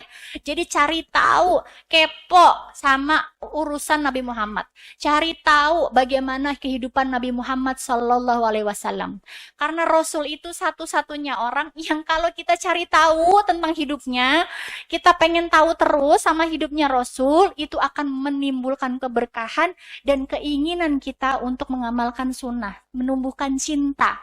Yang seseorang itu akan dibersamai dengan seseorang yang dicintainya. Kalau kita cinta sama Rasul, ya kita nanti akan bareng sama Rasul, akan ketemu sama Rasul, akan mendapatkan syafaat dari Rasul. Bukankah itu yang kita inginkan? Ya, jadi terus cari tahu. Yang saya sampaikan pada sore hari ini tuh hanya sedikit saja tentang sunnah. Masih banyak sunnah-sunnah lainnya, dan ini harus menjadi pecutan buat kita. Saya harus cari tahu tentang Rasul, tentang istri-istri Rasul juga, karena kita perempuan. Semua masalah rumah tangga, semua masalah kehidupan yang kita alami itu sudah terjadi di zaman Rasul, terjadi kepada istri-istri Nabi Muhammad Sallallahu Alaihi Wasallam. Makanya Rasul istrinya banyak, karena perempuan ini kan tipenya beda-beda ya kan, dan istri Rasul itu kan berbeda-beda juga sifat dan perangainya ya Pak ya. Maka kita bisa cari tahu bagaimana Ibunda Khadijah, Ibunda Aisyah, Ibunda Zainab ya kan, Hafsah dan lain-lain. Kita cari tahu bagaimana hidup mereka, sehingga kita punya model, kita punya contoh seorang perempuan yang bisa kita praktekkan gitu. Ketika mereka cemburu, kan Ibunda Aisyah kan penyemburu banget ya, cemburuan, ketika marah, ketika kehidupan di rumah tangganya misalnya lagi dalam ekonomi yang sangat sulit, kan Rasul mengalami itu juga ya gitu. Kita contoh mereka, para istri Nabi Muhammad Sallallahu Alaihi Wasallam. Jadi menghadirkan Rasul 24 jam dalam hidup kita sebagai seseorang yang memang harus kita contoh. Lalu nanti kalau sudah malam, kita masuk ke adab tidur. Tentu saja kita istirahat setiap hari. Tidur, kita setiap hari kita lakukan. Tapi kalau kita tahu bagaimana adab tidur, bagaimana Rasulullah SAW tidur, dan kita melakukan itu, kira-kira tidurnya dapat pahala nggak? Dapat. Lebih pilih mana? Tidur ngilangin capek doang, apa tidur ngilangin capek dapat pahala? Tidur ngilangin capek dapat pahala dong, ya kan gitu. Karena belum tentu pas kita tidur bangun lagi, ya Pak ya. bisa jadi itu akan menjadi tidur kita yang terakhir. Iya Pak, iya. Iya, maka perjuangkan sebelum tidur itu mengerjakan sunnah-sunnah sebelum tidur. Dan kalau kita mengerjakan sunnah-sunnah sebelum tidur, ketika kita bangun tidur, kita akan bersemangat lagi. Alhamdulillah, dikasih umur lagi sama Allah. Berjuang lagi, ya kan? Gitu. Atau meskipun kita di rumah, banyak kan pahala yang bisa kita raih, ya kan? Gitu. Jadi kita sekarang ke adab tidur. Rasulullah SAW tidak tidur sebelum Isya. Jadi kalau sebelum Isya jangan tidur. Ada orang-orang yang saya sholat Isyanya nanti aja deh. Udah dekat-dekat sholat tahajud biar saya bisa bangun tahajud. Jangan. Kenapa? Walaupun boleh ya. Cuma kita kan nggak tahu pas kita tidur bangun lagi apa enggak ya kan. Lebih baik pas azan segerakan sholat lah gitu. Jangan tidur sebelum Isya. Jangan menunda sholat. Karena kalau udah kita ketiduran belum tentu kita nanti bangunnya masih di dunia lagi. Bisa jadi kita bangun udah di alam kubur ya nggak gitu. Bisa jadi tidur terakhir. Bukankah ketika tidur itu memang seperti mati kecil ya kan, lalu kita dihidupkan lagi sama Allah ketika kita bangun gitu. Jadi perjuangan untuk melakukan amal-amal sunnah sebelum tidur. Rasul tidak tidur sebelum Isya. Lalu apalagi sebelum tidur kita disunahkan untuk wudhu lagi nih, Masya Allah. Apabila engkau hendak tidur maka hendaklah berwudhu sebagaimana wudumu melakukan sholat. Karena barang siapa yang berwudu sebelum tidur, itu ada hadisnya ya, maka akan didatangkan malaikat untuk menjaganya sampai dia bangun lagi. Masya Allah ya. Terutama buat teman-teman yang punya gangguan jin, saya selalu ngomong ini karena saya merasakan. Jadi, jangan lupa tidur wudu sebelum tidur. Terutama yang kalau tidur badannya sering biru-biru, ada nggak di sini? Lebam-lebam gitu, tidurnya sering rep-repak, ya, itu gangguan jin. Itu kayak jangan sampai lupa kalau tidur wudu biar dijaga sama malaikat ya. Karena biru-biru badannya rep-repan itu salah satu tanda-tanda gangguan jin dan mereka seneng banget gangguin kita waktu tidur. Dan kalau tidur Rasul menghadap kanan, ya niatin aja ngadep kanan. Tapi saya enaknya ngadep kiri, mau dapat pahala nggak? Mau, ya udah kamu ngadep kanan.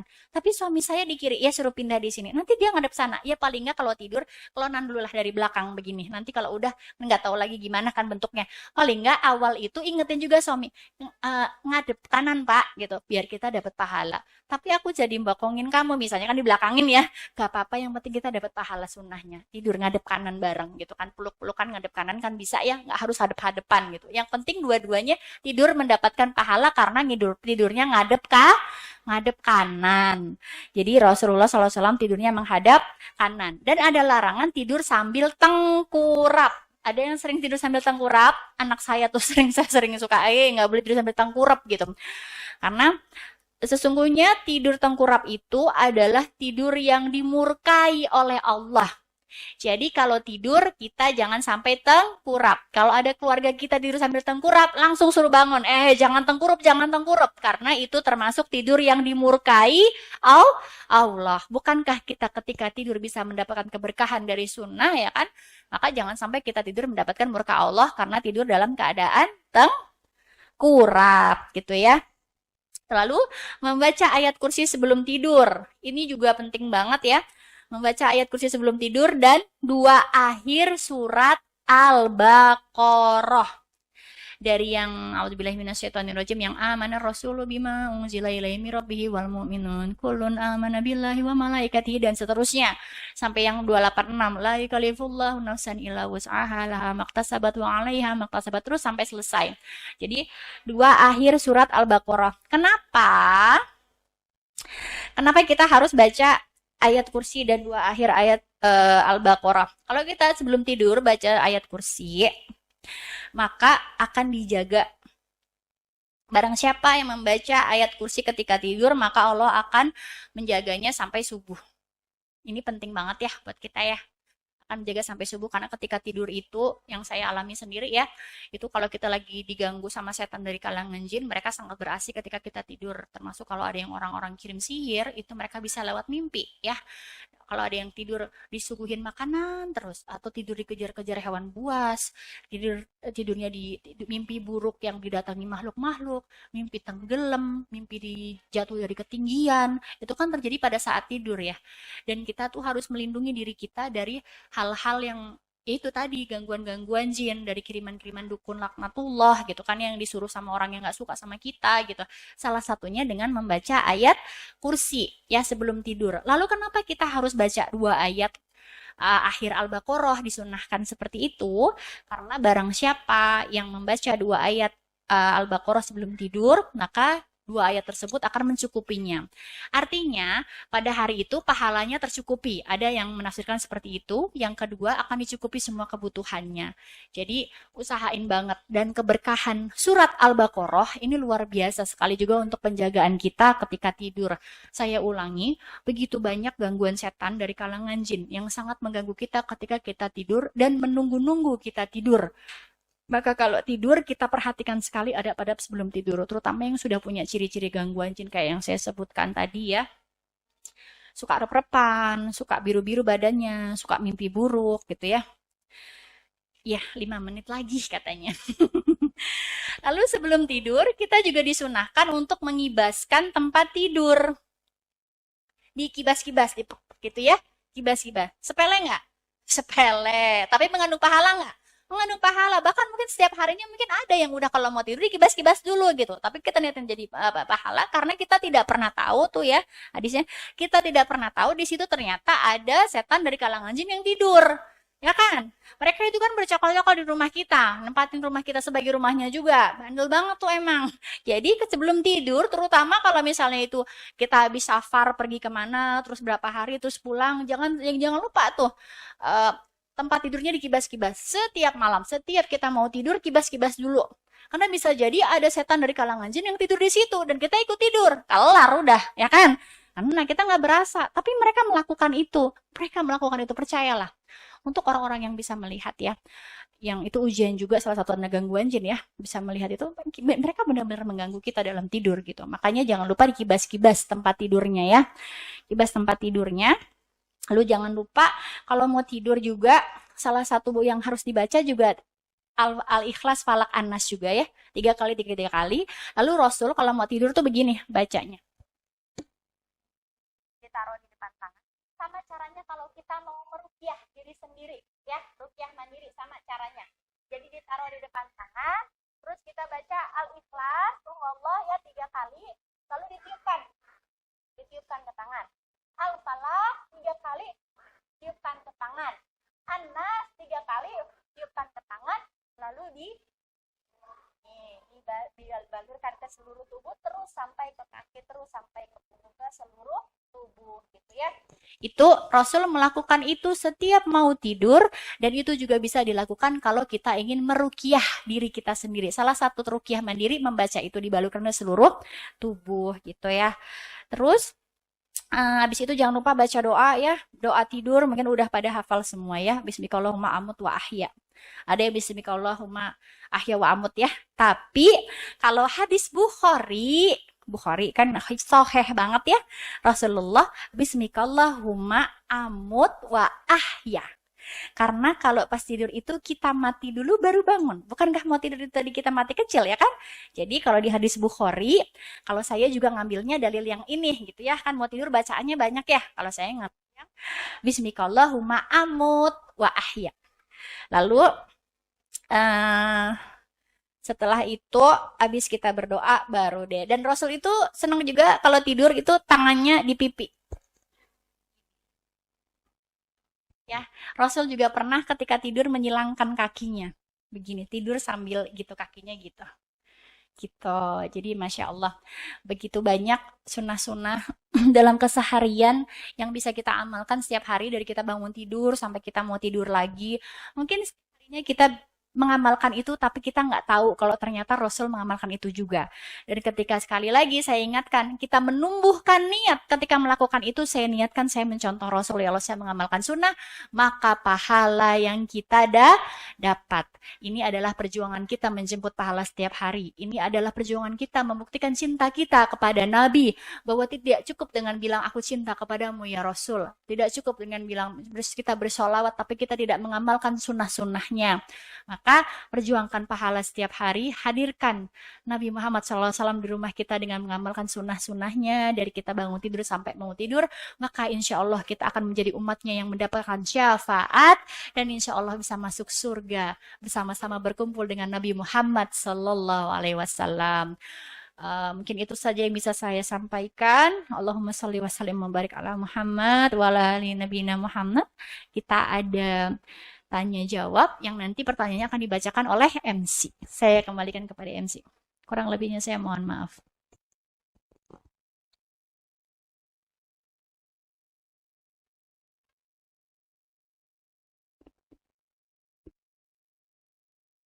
Terima kasih, Teteh. Terima kasih untuk waktu yang diberikan pada kami. Kami akan membacakan pertanyaan yang sudah masuk melalui WA kami. Yang pertama, Teteh. Assalamualaikum, Teh. Tadi Teteh menjelaskan kalau di kamar mandi jangan bersuara. Bagaimana jika sedang di kamar mandi suami manggil-manggil dari jauh? Kita harus bagaimana?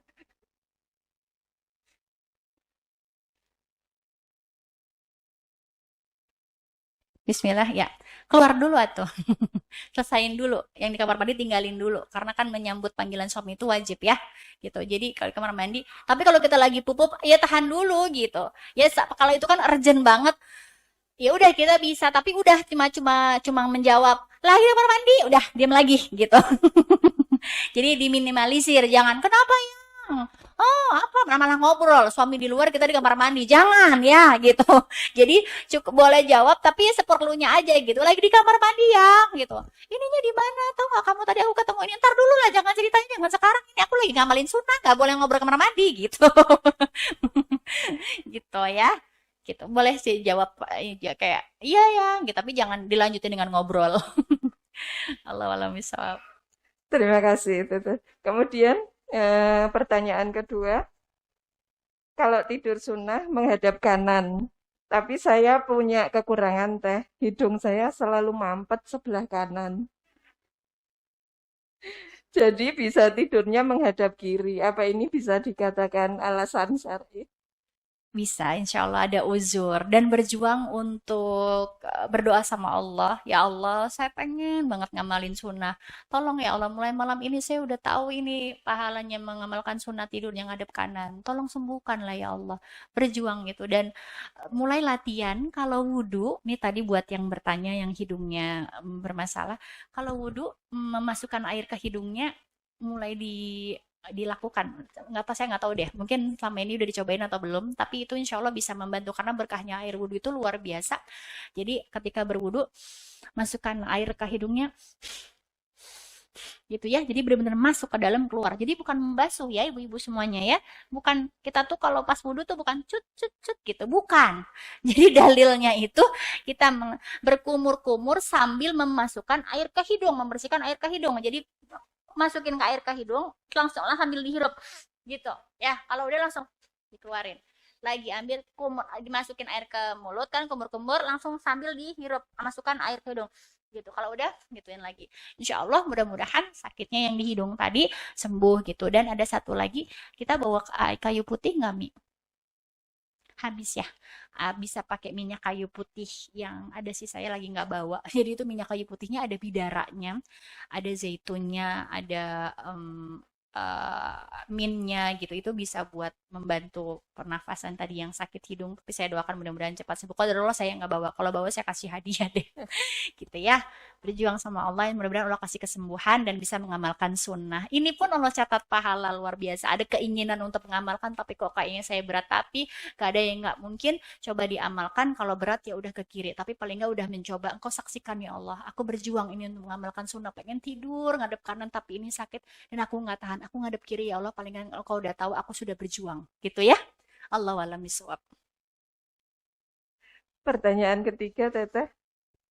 Jika suami masih belum mengenal sunnah, bagaimana cara yang paling tepat supaya tidak seperti menggurui? Nah, cara yang paling tepat agar suami ikut mengamalkan sunnah adalah kita amalkan lu. Jangan nyuruh suami, tapi kitanya enggak ngelakuin. Nanti kata suami, kamu nyuruh-nyuruh aku, kamu sendiri nggak ngelakuin, ya kan? Gitu. Jadi mulai dari diri sendiri. Kita lakukan rutin. Nanti lama-lama suami ngelihat, dia juga ikut-ikutan gitu, tanpa kita harus menggurui gitu. Apa namanya? Mungkin bisa sesekali, ternyata Rasul itu cerita loh. Nanti misalnya kalau di rumah, ternyata Rasul itu kalau tidur tuh begini loh, Pak, gitu kan. Ternyata kalau Rasul kalau makan tuh begini loh, begini-begini sambil cerita.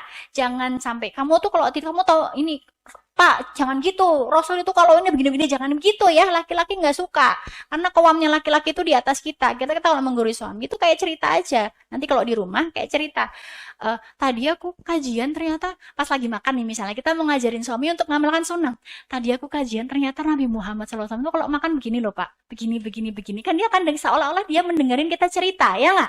Padahal aku lagi mau ngajakin kamu ngamalin sunnah ya kan. Itu trik ya gitu. Jadi buat seolah-olah seperti bercerita. Kayak mau tidur, yang tahu nggak tadi ya sambil tiduran nih. Tadi kajiannya itu tentang adab sebelum tidur. Ternyata begini-begini loh. Rasul itu kalau tidur tuh begini, begini, begini. Kita kan kayak cerita ya. Tapi kan suami mendengar, otomatis kan ilmunya sudah masuk ya kan. Dan yang memberi hidayah kan Allah nanti ini kan. Jadi biarkan dia tahu dulu kita cerita dan dia lihat kita mengamalkan setiap hari. Lama-lama ngikut insya Allah ketularan. Karena kita itu berpeluang untuk menjadi perantara hidayah buat suami. Jadi mulai dari diri kita, ajak dengan mulai bercerita. Jangan menggurui. Jadi jangan sampai dimarahi misalnya tangan kiri, kita langsung nggak kayak gitu tuh setan nanti minum marahin suaminya jangan ya suami nggak seneng kayak gitu jadi diamin dulu nanti kalau udah reda pas kita lagi makan ternyata ya Rasul itu kalau makan pakai tangan kanan padahal dia tadi kan kita nggak pada saat dia melakukan itu nanti malah ngamuk ya kan cari waktu yang enak terus Rasul ternyata kalau makan pakai tangan kanan Pak dan kita tuh udah ngelakuin ini ya Pak setiap hari padahal kita tahu dia makannya pakai tangan kiri misalnya tapi pada saat itu kadang-kadang kan kiri kanan misalnya tapi kita tuh suka lupa niatin ngamalin sunnah makanya aku seneng banget ini udah tahu pahala ini berarti kan kalau kita minum makan pakai tangan kanan kita dapat pahala ya Pak otomatis kan dia akan ngomong gitu kan gitu jadi kayak eh, sebenarnya kita lagi ndakwahin tapi dengan cara yang terselubung ya ya mungkin bisa dilakukan mudah-mudahan berhasil dan bermanfaat Allah alam bisawab Masih teteh ini. boleh Eh, Tanya waktu yang paling bagus baca zikir pagi dan sore, apakah harus setelah subuh? Nggak juga sih, nggak harus setelah subuh misalnya. Tapi disarankan sih setelah subuh itu lebih afdol. Misalnya habis sholat duha juga nggak apa-apa. Tapi afdolnya itu sehabis subuh sama minimal maksimalnya sih ya habis duha lah gitu. Tapi kalau misalnya udah mau duhur, ih aku belum sholat, belum zikir pagi, terus inget ya langsung ada zikir gitu. Dan istiqomahkan setiap hari. Manfaatnya apa? Kalau kita istiqomah zikir pagi setiap hari. Suatu saat kita sakit atau suatu saat kita nggak baca karena kita lagi safar apa lupa, pahalanya akan tetap mengalir. Itu dahsyatnya kalau kita istiqomah. Kita misalnya biasa sholat sunnah sebelum subuh. Terus tiba-tiba kita sakit. Itu pahalanya tetap berjalan loh kalau kita istiqomah. Enak kan? Apalagi ya itu kayak zikir pagi petang. Jadi dibaca setiap subuh atau maksimal habis duha gitu. Mungkin ini harus tanya alasannya nih, kenapa nggak mau baca habis subuh? Ya kan kadang-kadang ngantuk ya berjuang gitu kan Allah itu nih pengen lihat kita berjuang melawan rasa kantuk kita nih ya Allah bilang sama Allah nih ya Allah aku ngantuk banget nih kayak mata aku udah ngantuk banget tapi aku berjuang ya Allah tolong kuatkan aku mau baca zikir pagi nih kadang-kadang kita tuh nggak mau bilang gitu ke Allah ya Pak ya tapi kayak oh wis lah ngantuk wis nggak jadi ya jangan gitu berjuang pokoknya gimana caranya pas sholat subuh itu jangan cepet-cepet berdiri tapi baca zikir pagi dulu sebentar diusahakan berjuang gitu kalau misalnya nggak kuat aku ya udah habis duha deh gitu nanti habis duha nggak kuat ya minta ampun sama Allah jangan-jangan banyaknya dosa kita menghalangi kita untuk mengamalkan sunnah bahkan untuk berzikir pada saat selesai sholat subuh pun kita tidak mampu naudzubillah begitu ya Allah walam bisawab. Ada yang mau tanya langsung, Oh Teteh? iya, Monggo. silakan. Ya, Waalaikumsalam warahmatullahi wabarakatuh.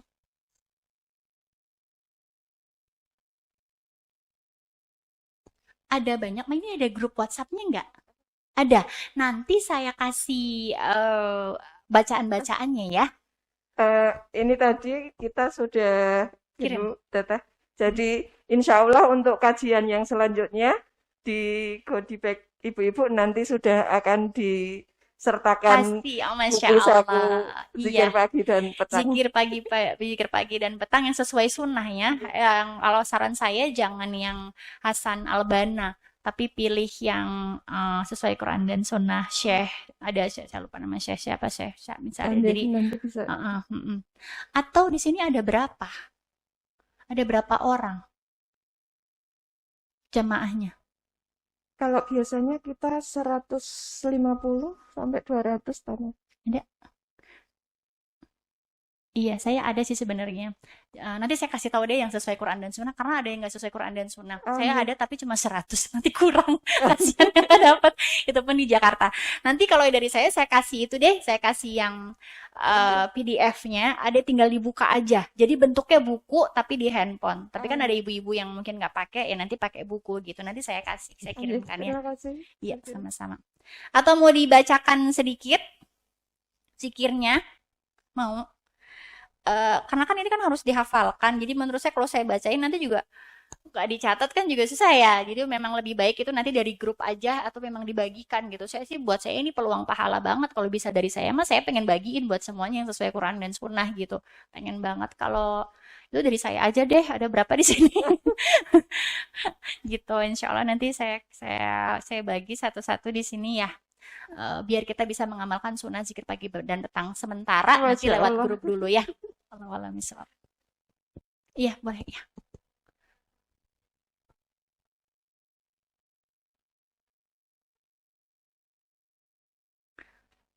Iya, sebenarnya afdolnya itu ketika setelah azan ya. Afdolnya setelah azan. Tapi kalaupun kita pas ketiduran, namanya orang ketiduran kan ya, nggak bangun dan bukan sengaja nggak bangun karena memang mungkin apalah uzur, ya bangun langsung aja sholat gitu. Jangan ditunda lagi. Kalau udah terbiasa sholat ya, kalau udah terbiasa sholat. Tapi kalau misalnya baru mau mulai, ya udah, ya gimana, udah kelepasan kesiangan gitu.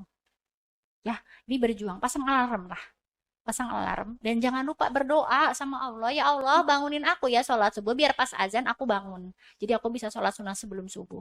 Kadang-kadang kita itu males doanya, lupa doanya ya Pak iya. Iya. Nggak minta doa, minta dimudahkan dalam ibadah. Ya enggak?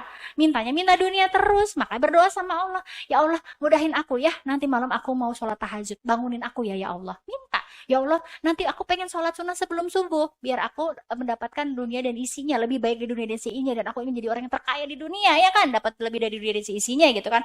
Mudahkan aku ya Allah. Ya Allah, mudahkan aku ya dalam merutinkan pembacaan zikir pagi dan petang. Ya Allah, mudahkan aku dalam sholat sunnah 5 waktunya itu khusyuk ya Allah. Aku pengen juga sholat rawatib. Mudahkan aku ya ya Allah dalam dalam mengamalkan sunnah rawatib, mengamalkan sunnah-sunnah setiap harinya. Berdoa, jangan cuma mintanya, ya Allah kasih aku rezeki ya ya Allah, aku pengen beli ini beli itu, bayar utang ini ya Allah, minta ini, minta dunia aja gitu. Jangan minta dimudahkan dalam beribadah, minta dimudahkan dalam beramal soleh. Kalau bisa lebih spesifik, ya Allah mudahkan aku dalam membaca Al-Quran setiap hari. Jangan biarkan aku melewati hari tanpa satu pun ayat dalam Al-Quran tidak aku baca.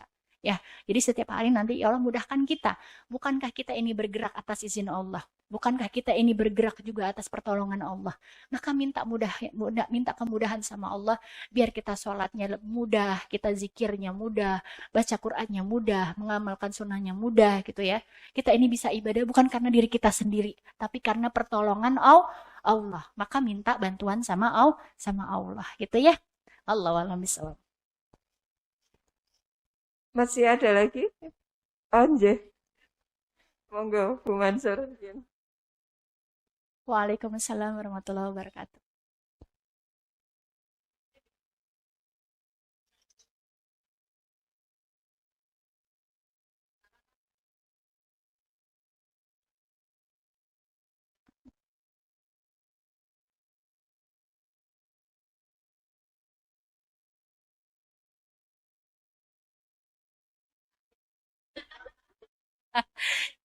Iya. Heeh. Mm-mm. Wudhu lagi.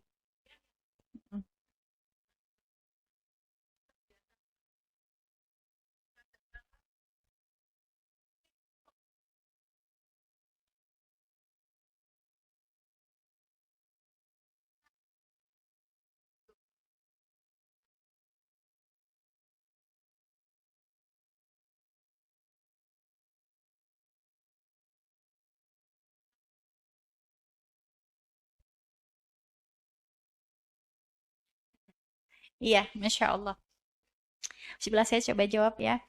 Yang pertama, tadi apa ya yang pertama? Wudhu, wudhu di Wudhu. kamar Iya, mandi. saya pernah bertanya nih juga kepada guru saya. Ini di Jogja loh ya, guru Ustadz Muhammad Abdul Tuasikal. Iya. Ya Ustadz, terus kalau wudhunya di kamar mandi kan baca Bismillah gitu kan gitu. Gimana? Ternyata itu tidak termasuk ke dalam rukun wudhu. Jadi langsung aja basuh tangan. Niat wudhunya udah niat wudhu itu sebenarnya juga nggak perlu dilafalkan kan gitu ya. Ya, mau wudhu mau ini terus di kamar mandi nggak usah baca Bismillah lagi nggak apa-apa. Jadi ya, ya langsung basuh tangan, langsung wudhu biasa gitu ya. Itu yang jawaban yang pertama. Saya pernah jawab sama, saya juga pernah ada kegalauan gitu karena terbiasa kan baca bismillah gitu. Ternyata kalau misalnya wudhunya di kamar mandi, kita nggak perlu bilang langsung aja tapi udah niat dari sebelum di luar kamar mandi saya mau wudhu gitu kan. Itu kan udah termasuk niat ya gitu. Itu tetap boleh ya. Lalu yang kedua, tadi abis nonton Andin, atau takut abis nonton Andin langsung ketiduran, sebelum nonton Andin, wudhu dulu, ya. Just in case barangkali nanti abis nonton Andin ketiduran, gitu kan, ya, gitu. Jadi, sebelum nonton Andin, nah barangkali aku ketiduran, wudhu dulu. Diniatkan wudhu sebelum tidur. Kan tergantung niat tadi kan ya. Bukan niatnya mau nonton Andin wudhu dulu, bukan. Jadi niatnya karena nanti takut abis nonton Andin ketiduran. Jadi sebelum nonton Andin mau biar itu udah wudhu dulu gitu ya. Dan kita tuh bagus menjaga wudhu. Kalau bisa malah setiap harinya tuh jaga wudhu. Misalnya pagi ya, habis sholat duha, wudhu kan kita tuh wudhu. Nanti kalau batal sebelum sebelum duhur, wudhu lagi. Nanti kalau misalnya zuhur itu wudhu lagi. Kalau batal setiap batal wudhu gitu. Itu bagus banget gitu. Karena pertama pengguguran dosa, kedua itu akan menjadi keberkahan buat kita gitu. Bagus banget menjaga wudhu kita gitu. Jadi, masya Allah deh. Saya juga sering tuh kalau abis udah pakai krem kan ya kalau perempuan ya ibu-ibu ya udah pakai serum ya kan, pakai krem malam, udah wangi, tidur kentut ya kan. Aduh, ya kan. Tapi jangan males ya udah bangun wudhu lagi gitu kan. Insya Allah krem dan serumnya tadi akan tetap berfungsi apalagi terbasuh oleh air wudhu ya kan gitu. Jangan males gitu ya. Terus yang ketiga apa tadi?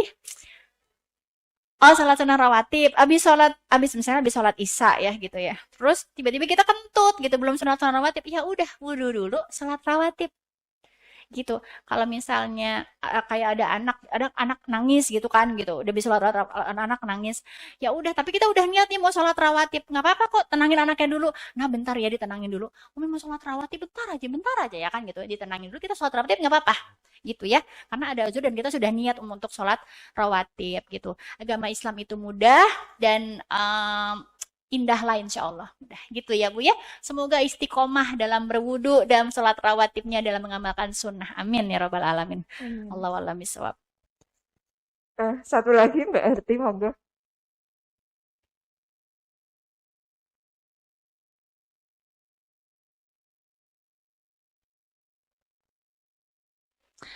Boleh sambil duduk, boleh sambil rebahan. Yang penting jangan sambil tengkurap ya. Gitu. Jadi mau duduk boleh, mau tidur boleh, tapi yang nggak boleh sambil tengkurap karena tadi tengkurap adalah dimurkai oleh Allah, ya. Gitu. Islam itu mudah. Sambil berdiri juga boleh sebelum ke kamar tidur baca dulu terus tidur boleh ya, boleh sambil duduk berdiri gitu karena kita juga disunahkan untuk berzikir kan pada saat berdiri duduk ataupun tidur gitu ya, jadi baca doa pun boleh, mau tidur sambil duduk boleh, sambil tidur boleh, sambil berdiri boleh, yang penting jangan sambil tengkurap, selain nanti gak bisa ngomong karena hidungnya kenceng kan nanti dan juga diberkahi sama Allah kalau sambil tengkurap ya. Allah alam bisawab. Masya Allah, ilmu kita hari ini bertambah banyak sekali ya Ibu. Semoga kita bisa mengamalkan 24 jam bersama Rasulullah tadi. Amin. Rasanya masih pengen terus ya. Kurang ya, Masih kurang seru kurang ya Tata. belajar tentang sunnah ini, seru ya itu Masya Allah. Mudah-mudahan jadi pemicu nanti untuk terus pengen ada kajian di sini tentang sunnah-sunnah Nabi Muhammad SAW. Teteh semoga dimudahkan juga untuk bisa Amin. kesini Jangan lagi kapok Teteh. saya kesini ya. Mau masih kesini lagi boleh nggak? Boleh ya. Karena saya juga butuh Masya Allah. butuh begini gitu untuk menyemangati saya juga gitu. Saya begini kan bukan bukan semata-mata saya ngasih tahu ke semuanya, tapi saya menasehati diri saya sendiri dan saya butuh pahala jariah. Makanya saya senang banget kalau nanti abis ini diamalkan karena akan menjadi pahala jariah buat saya dan kita Amin. menghidupkan sunnah di rumah kita masing-masing. Ya. Amin. Amin ya Rabbal Alamin. Teteh, kami mintakan doa penutupnya sekalian. Oh iya, baik. Bismillahirrahmanirrahim. A'udzubillahiminasyaitonirrajim. Bismillahirrahmanirrahim. Bentar. Astaghfirullahaladzim, astaghfirullahaladzim, astaghfirullahaladzim. Alhamdulillahirabbil alamin. Allahumma shalli wa sallim wa barik ala Muhammad wa ala ali nabiyina Muhammad. La ilaha illa anta subhanaka inni kuntu minadz zalimin. Rabbana dzalamna anfusana wa illam taghfir lana wa tarhamna lanakunanna minal khasirin. Rabbana ighfir lana dzunubana. Rabbana la tuzigh qulubana ba'da idh hadaitana wa hab lana min ladunka rahmah innaka antal wahhab. Rabbi ighfirli wa li walidina warhamhuma kama rabbayana shighara. Ya Allah, ya Rahman, ya Rahim, ya Ghafur, Engkau adalah yang Maha Pengampun. Terima kasih hari ini kami sudah berkumpul di sini ya Allah. Dengan limpahan dosa yang kami lakukan, tapi hari ini limpahan berkah juga yang Kau berikan. Semoga pada sore hari ini limpahan pahala dan ampunan Kau berikan kepada kami. Ampuni dosa kami ya Rabb, dosa kedua orang tua kami, dosa anak-anak kami, dosa kami yang dulu hingga dosa kami yang akan datang, dosa muslimin dan muslimat, mukminin dan mukminat yang masih hidup maupun yang telah mati. Ampuni dosa kami yang kami sengaja maupun tidak sengaja, yang kami lakukan sendirian maupun beramai-ramai, dosa yang kami sembunyikan maupun yang kami tampakkan, dosa yang tanpa kami sadari telah mencoreng amal-amal kitab dalam catatan kitab kami, dan semoga Engkau mengampuni, menghapus dosa-dosa dalam amal kitab kami sehingga nanti pada hari penghisapan tidak ada catatan kecuali pahala yang membuat rahmat Engkau datang memasukkan kami ke dalam surga. Allahumma inni nas'alukal jannah, Allahumma inni nas'alukal jannah, Allahumma inni nas'alukal jannah. Ya Allah, masukkanlah kami ke dalam surgamu ya Allah, dan mudahkanlah kami melakukan amalan maupun perkataan maupun perbuatan yang memudahkan kami untuk masuk ke dalam surga. Allahumma inni na'udzubika minan nar, Allahumma inni na'udzubika minan nar, Allahumma inni na'udzubika minan nar. Ya Allah, lindungi kami dari siksa api neraka. Sungguh kami sangat takut untuk memasuki neraka-Mu. Sungguh kami sangat takut untuk berada di sana. Maka ya Allah, dengan segala dosa dan kelemahan dan kezaliman yang kami lakukan, kami butuh ampunan-Mu agar kami tidak tergelincir dalam api neraka. Kami butuh bimbingan-Mu ya Rob, kami butuh hidayah-Mu. Maka kucurkanlah hidayah kepada kami setiap harinya ya Allah. Allahumma ya muqallibal qulub sabbit qulubana ala dinik. Engkau yang membolak-balikan hati kami ya Allah. Condongkanlah hati kami pada agama kami. Condongkanlah hati kami dalam ketaatan. Condongkanlah hati kami dalam ketakwaan. Sungguh kami butuh bimbingan-Mu ya Rabb. Sungguh kami butuh pertolongan-Mu dalam mengamalkan apa-apa yang Kau perintahkan dan menjauhi apa-apa yang Kau larang. Ya Allah, dekatkanlah kami dengan Al-Quran. Jangan biarkan hari-hari kami kosong tanpa membaca Al-Quran. Mudahkan kami dalam menghafal dan mengamalkannya. Maafkan kami ya Allah jika selama ini kami jauh dari Al-Quran. Maafkan kami ya Allah jika selama ini kami jauh dari melakukan amalan-amalan sunnah. Padahal kami setiap hari melakukan hal-hal yang biasa dilakukan oleh Nabi. Tapi karena kebodohan kami, karena ketidaktahuan kami lupa meniatkan itu untuk mencontoh Rasul-Mu. Dan kami mohon kepadamu ya Allah untuk memudahkan kami dari hari ini dan selanjutnya sampai hari terakhir kami di dunia nanti. Kau mudahkan kami dalam melaksanakan amalan-amalan wajib, juga amalan-amalan sunnah ya Allah. Karena bukankah kami bisa melakukan sesuatu karena pertolongan-Mu? Bukankah kami mampu melakukan sesuatu karena bantuan-Mu? Maka jangan tinggalkan kami dalam walaupun sekejap mata ya Allah. Tolonglah kami dan jangan pernah tinggalkan kami sedetik pun tanpa pertolongan dan tanpa cinta-Mu. Ya Hayyu ya Qayyum birahmatika astaghiz aslih li sa'ni kullahu wa la takilna nafsi tarfata ain. Ya Allah, Kami mohon kepadamu ampunan, karena kami tahu kematian kami sudah dekat. Karena kami tahu usia kami sudah semakin habis dan kami tahu kubur kami sudah dekat. Maka matikanlah kami dalam keadaan husnul khatimah. Allahumma inni nas'alukal husnul khatimah. Allahumma inni nas'alukal husnul khatimah. Allahumma inni nas'alukal husnul khatimah. Dan ya Allah ya Tuhanku, ringankanlah sakratul maut kami. Jadikanlah sisa umur kami sisa umur yang barokah. Jadikanlah keluarga kami keluarga yang salih dan saleha, keluarga yang mudah melakukan amalan-amalan ibadah yang membuat Engkau ridho, memasukkan kami sekeluarga di dalam surga ya Allah. Jadikanlah anak keturunan kami anak-anak keturunan yang hafiz, hafizoh, dai daiyah, alim alimah, dan anak-anak yang bisa melanjutkan perjuangan dakwah Nabi Muhammad sallallahu alaihi wasallam, yang ikut menolong perjuangan menolong agamamu ya Allah. Jadikanlah kami wanita-wanita yang kuat kesabarannya, yang kuat ketakwaannya, yang kuat keimanannya, yang sangat tertata lisannya sehingga tidak mudah bagi kami dalam mencela, terutama mencela takdirmu ya Allah. Jadikanlah kami orang-orang yang ridho terhadap setiap takdirmu, karena kami tahu kadang-kadang ada takdir yang tidak sesuai dengan ingin kami. Maka jadikanlah kami orang-orang yang mudah menerimanya dan yakin bahwa pertolongan Engkau dekat dan Engkau sebaik-baik pengatur dan pemberi kebahagiaan bagi kami. Jadikanlah antara sakit dan sehat bagi kami itu keberkahan.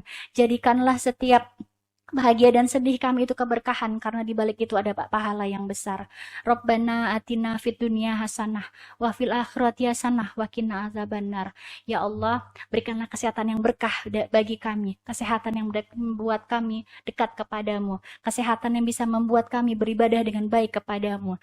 Maka mulai dari ini dan seterusnya sampai sisa terakhir kami di dunia, mudahkanlah kami terus dalam beribadah ikhlas lillah karenamu ya Allah. Allahumma sholli wa sallim wa barik ala Muhammad wa ala ali Muhammad. Alhamdulillahirabbil alamin.